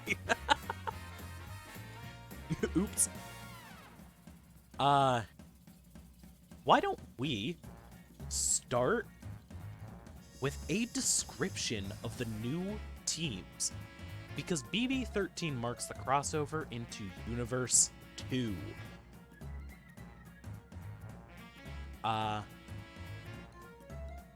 am going to reveal universal counterparts where it is applicable. So first off, we have Team Upgrade, a team that is based inside a casino. Not a casino. That was Team Chance. Inside an arcade. Which is led by Light Gun. On paper. In reality, a trio of Claw, who is Universe 2 Steve.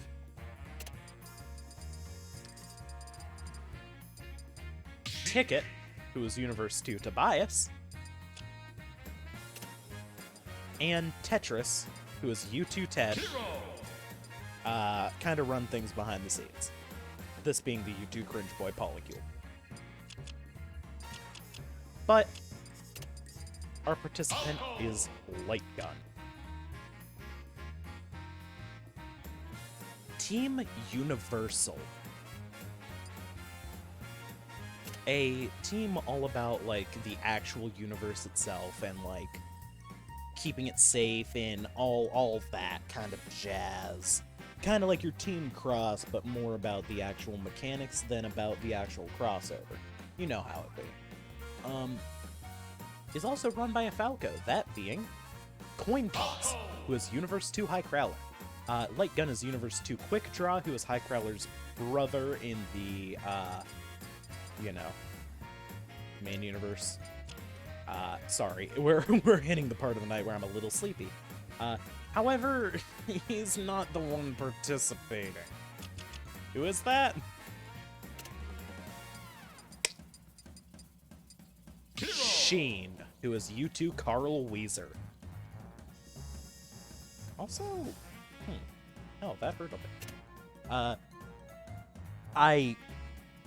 kind of kicked my desk, and now I have a slate bruise, and I just poked it on accident. Team Updog with the amazingly named captain Joe Sugma, which takes some explanation. He is the Universe 2 equivalent of a guy named Gatorade. Now, why is a guy named Gatorade related at all to the name Joe Sugma? Well, back in Commotion, if you remember Man of Arms, one of Game Master's crew, he fought Gatorade and beat him pretty badly too. Like, Man of Arms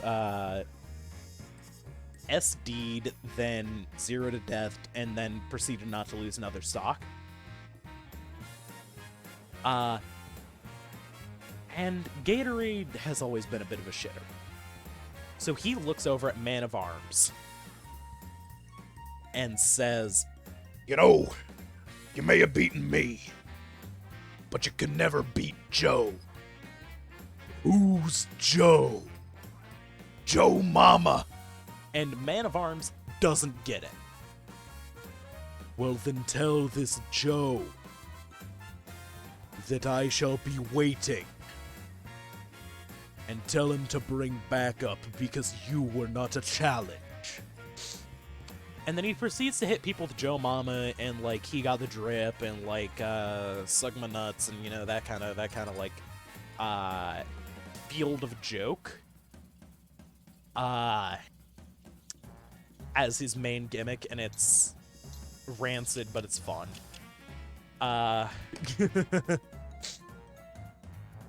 For the next team, we have Team Understudy, which has Trickster Margaret, who is the U2 equivalent of Jackpot.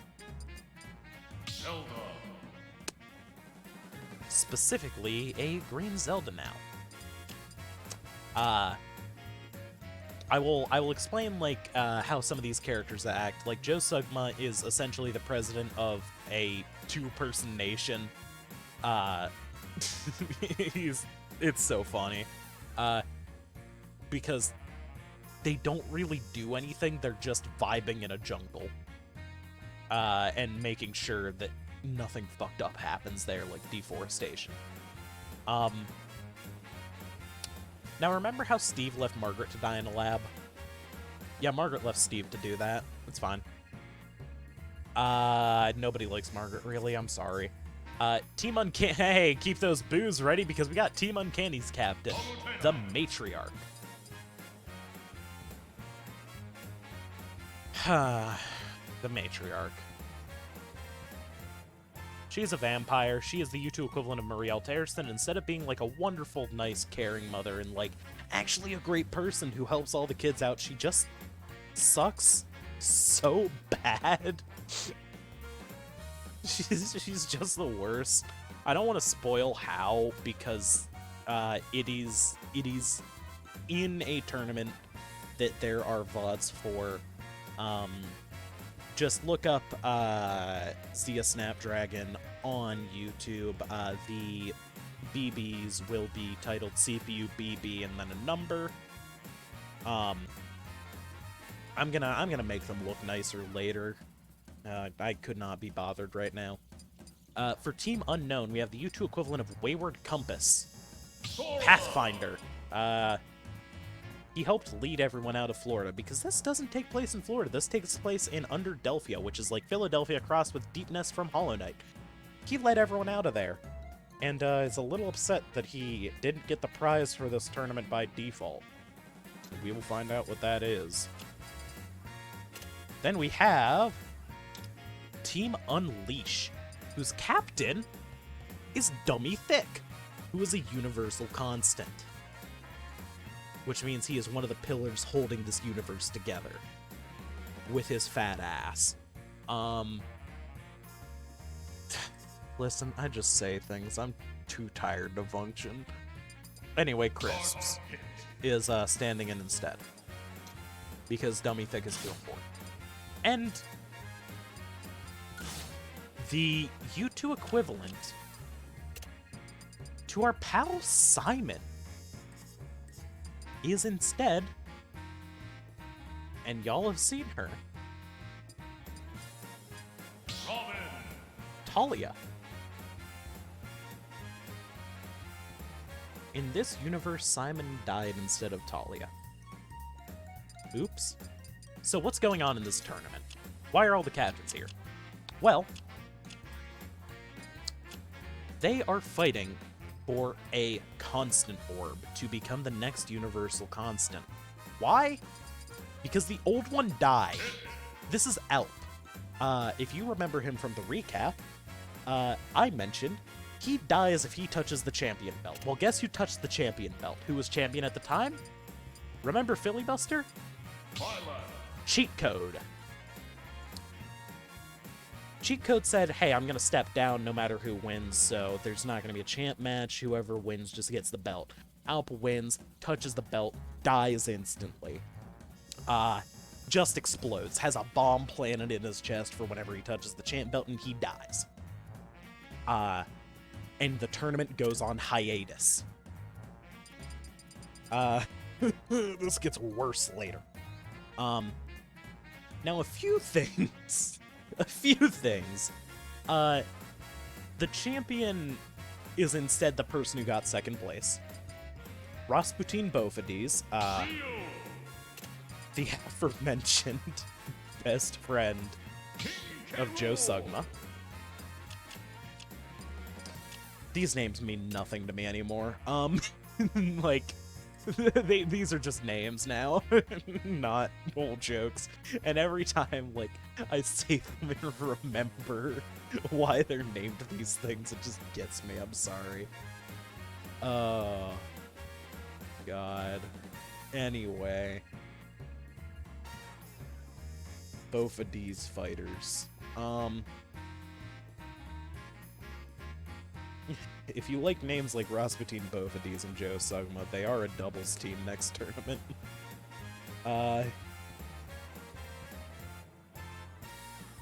Not to date this. But things that happen. Pathfinder meets someone named the Gravedigger. And Pathfinder fucking dies. And then gets brought back.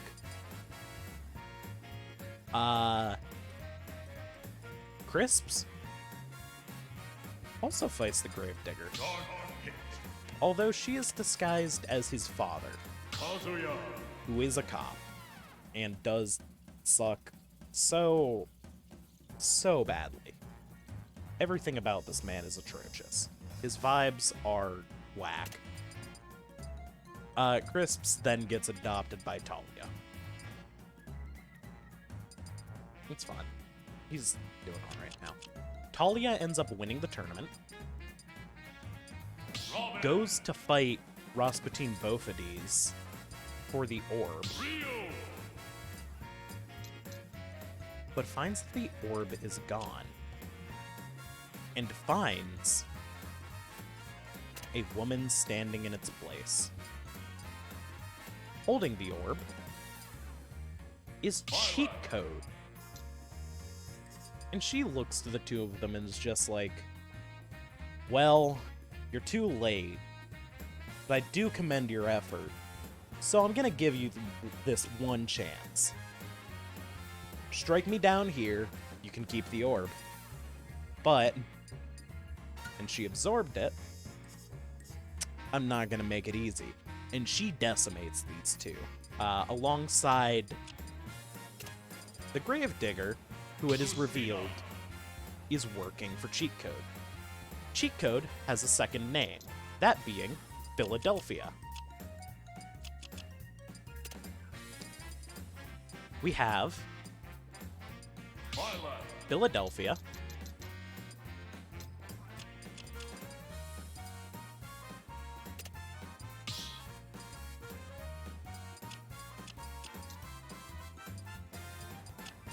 this is hard to fill out. Apologies. Philadelphia, Paleo Heirloom, Hero. Imprison Lightning,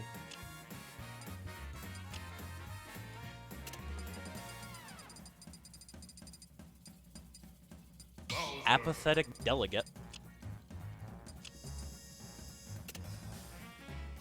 Effigy Limitless, U2. who swaps between this skin and this skin. U2. Although I am leaning more towards this U2. one now. Ragmatic Hemostasis, Torrid. and Icy Adventurer. Lucario.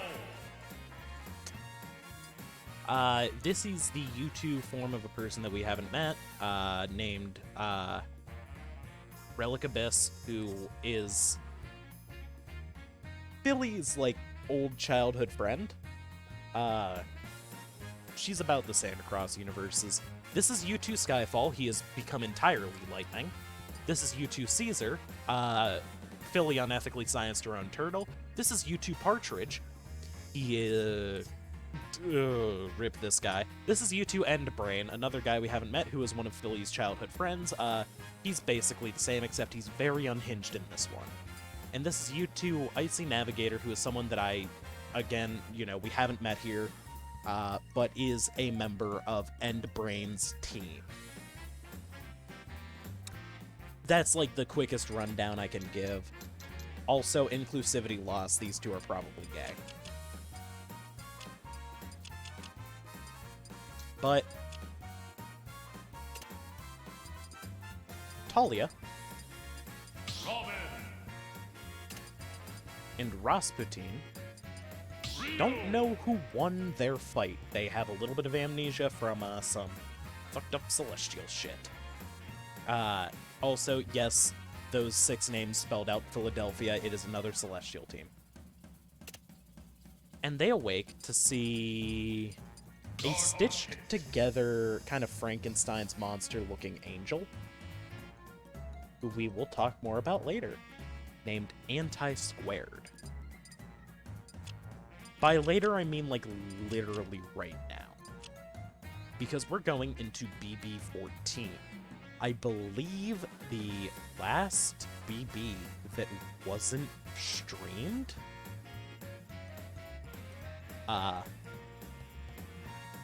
Yeah. So, Team Upgrade... Oh, before we go there, Cerise Robin.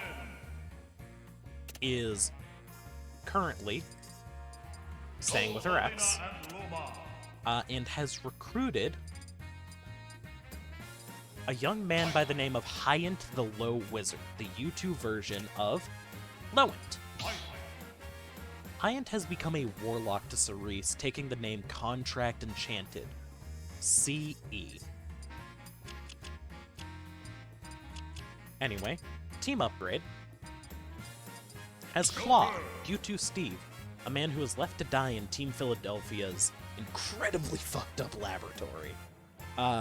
It is a miracle that he made it out alive. As well as Richter. Token, who is U2 Allen. The only difference being if he was raised by Talia instead of Simon. Well, instead of nobody, let's be real. Because Simon was in time jail. Token did also watch his best friend Anti-Light Bit fucking explode.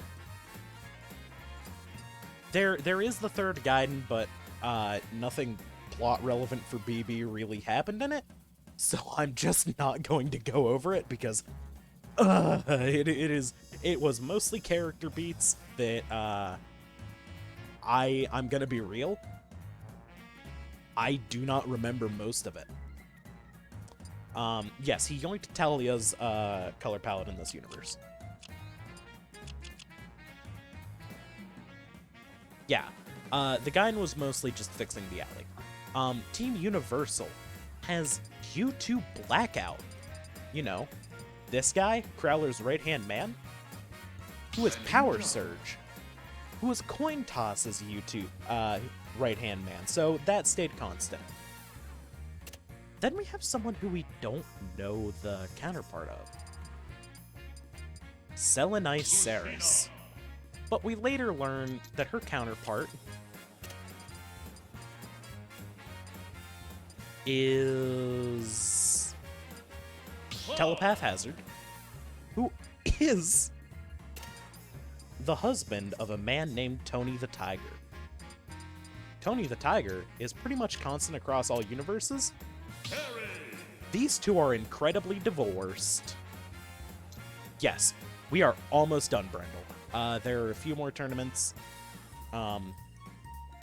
and most of it I can just breeze past because the VODs exist, and if you would like to watch them, you can watch them. we are almost there. Also, we are approaching 420. Selenice Saris is kind of like a rogue wanderer across space, you know, that kind of vibe. Ooh, my brain just shut down. Updog. Tony Side Smash Stark. Block Jarvis Overhead. These are the Universe 2 equivalents of Robert Downair Jr. As well as the briefly mentioned Eldritch Rage. Don't worry about it. They are not important to BB. Okay. Team Understudy had Lemon Meringue, who is a funny little angel who was crushed by the weight of capitalism, who is the U2 counterpart to Banana Bread, who is a struggling baker, but, you know, not quite crushed. As well as Sound Guy, who is the U2 equivalent of two characters, that being the before-mentioned Dave and a DJ named Lovestorm. He later had his name changed to Remix and then to Chiptune when he joined the arcade. Okay, Team Unknown. I hope you like Funny Angels because we have another one. Remember that Frankenstein Together Angel guy? Yeah, that's Anti-Squared, who is made up of the parts of what is left of Anti-Light Pit, also known as Al, and U2 Celadon, who was dug up from his grave to help reconstitute Al into Anti-Squared. Now, who made him?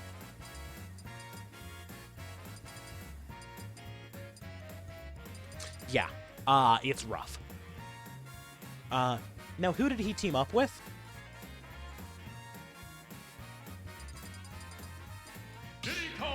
A monkey. Also known as the Monkey Watcher. He hates Monkey Watch. Anyway. Team Uncanny. Team Uncanny.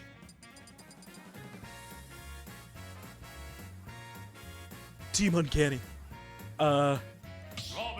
British Nagito. And the puppeteer who is actually Effigy Limitless. British Nagito?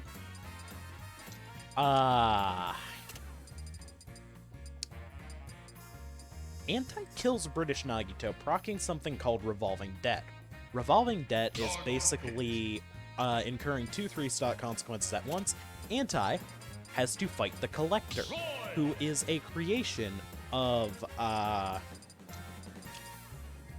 pal Cheat Code in order to basically seek out those with a debt and make it trigger, like proc, whatever you want to call it. Basically make people's lives hell. Anti 3-stocks the Collector, which sets the plot into overdrive Because I have to put the Gravedigger in bracket. Anyway. That is my suffering. So the Gravedigger. Anyway.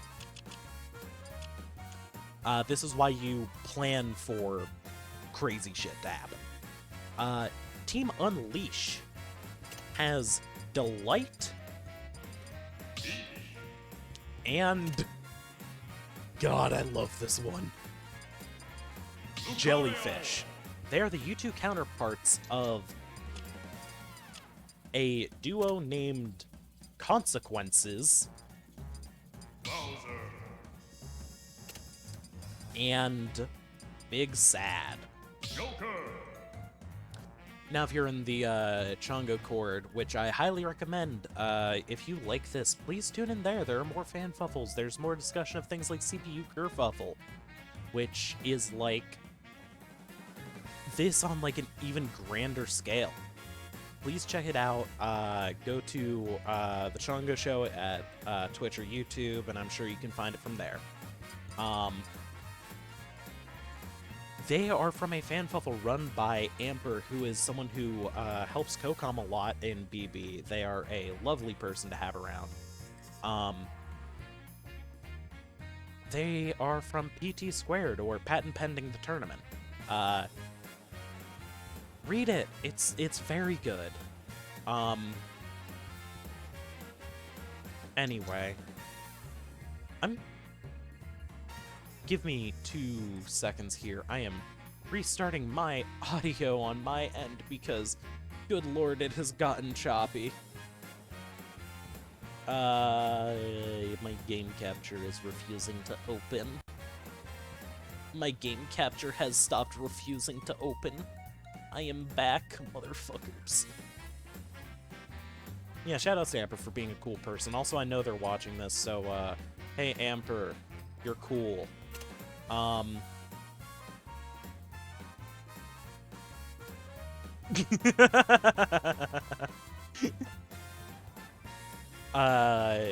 Team Unholy has Cleostratus, the Crossword Demon, who is the U2 equivalent of Pygmalion Alterson, the Picross Demon.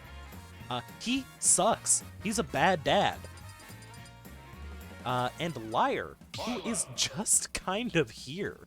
They are an underwater dragon who is the U2 equivalent of someone from all the way back in BB1. Our buff dragon friend, Harp.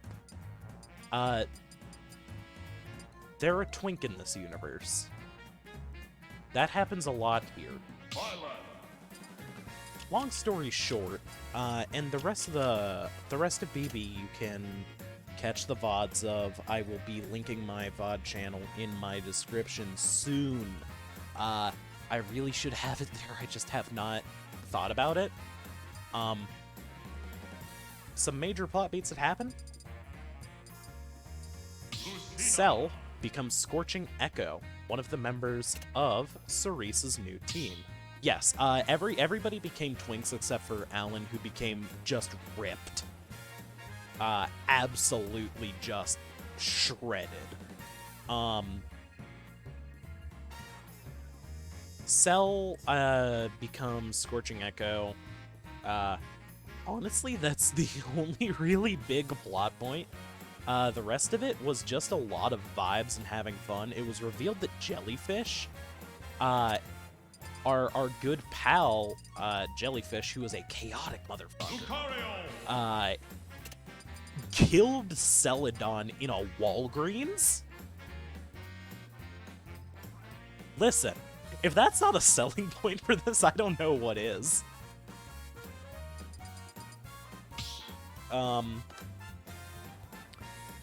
Before anything kind of ends off or anything, I'm gonna go check for any more questions, and it looks like we've got 2 more.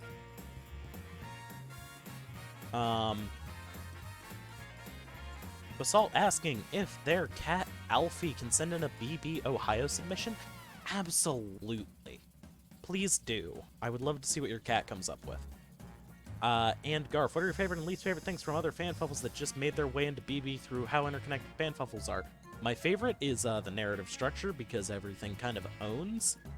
And there's so much creativity that just flows through, and everybody is so supportive and wonderful when it comes to integrating it.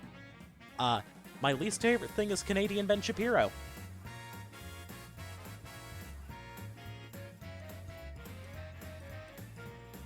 I don't think I have to elaborate, even though that one is my fault.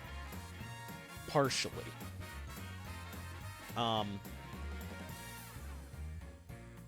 But there was one thing that I said I would do, which is reveal the winners of the boons and banes. So I will do that real quick. For next tournament, the winners of the boons, and the stuff for this will be dropping soon. I'm not going to be putting people up on screen just because it's so much. There's so many people. It's so much. And I only have so much energy. So why don't we put on some unionization music for while this happens? Team battle. I'm gonna crank this a bit because fist bump does go. For Team Unknown, Pattaya was voted for whether they would have a boon or a bane. Pattaya has a boon. Team Unholy, the Meteorologist, and Cinnabar. The Meteorologist wins the boon and Cinnabar wins the bane. Team Upstage, Hazel has been given a bane which does immediately transfer to Major Victory. Team Universal, the Gatekeeper, in a 0-5 loss, wins the bane while Sentinel 3K gets the boon. Joe Sugma and Rasputin Bovides. Joe Sugma gains the boon, Rasputin gains the bane. Team Unleashed, Dummy Thick and Carjack. Dumb E Thick gets the bane, Carjack gets the boon. Upgrade, Stacker and Polybot. Stacker gets the boon, Polybot gets the bane. And a character that I have been referring to as Turing, although I do have a new name now that I will be revealing at the start of next stream. Turing and Bronze and Pewter. Bronze and Pewter get the boon, Turing gets the bane. And 4, the interviews that will be posted tonight. If I have the energy, tomorrow if I don't.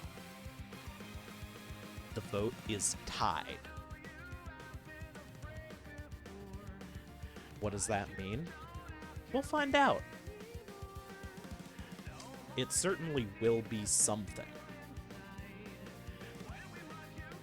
So why don't we take a look at who all is active right now to see if we can give a nice little raid. It looks like Chase and Mar are going. Mar is playing FF7R and Chase is playing Gmod.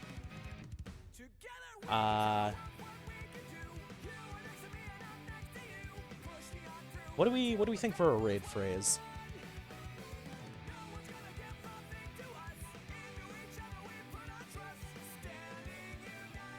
Alright, I have one.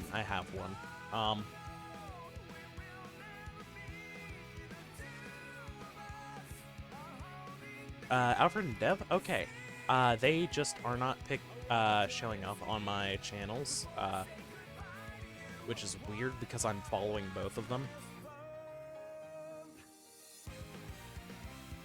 Alfred is playing King of Fighters, and, Dev is playing RE4.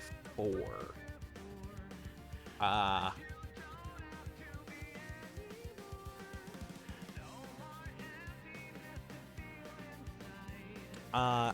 think I'm gonna go for Mar because I really like FF7R. Let's see, what's a good raid phrase?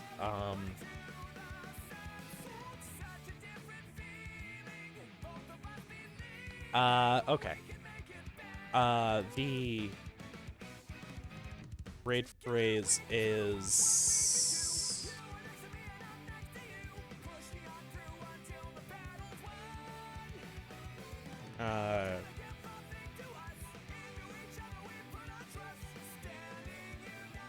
the 100 Gex have unionized. Get that copied. I'm going to stop the recording here.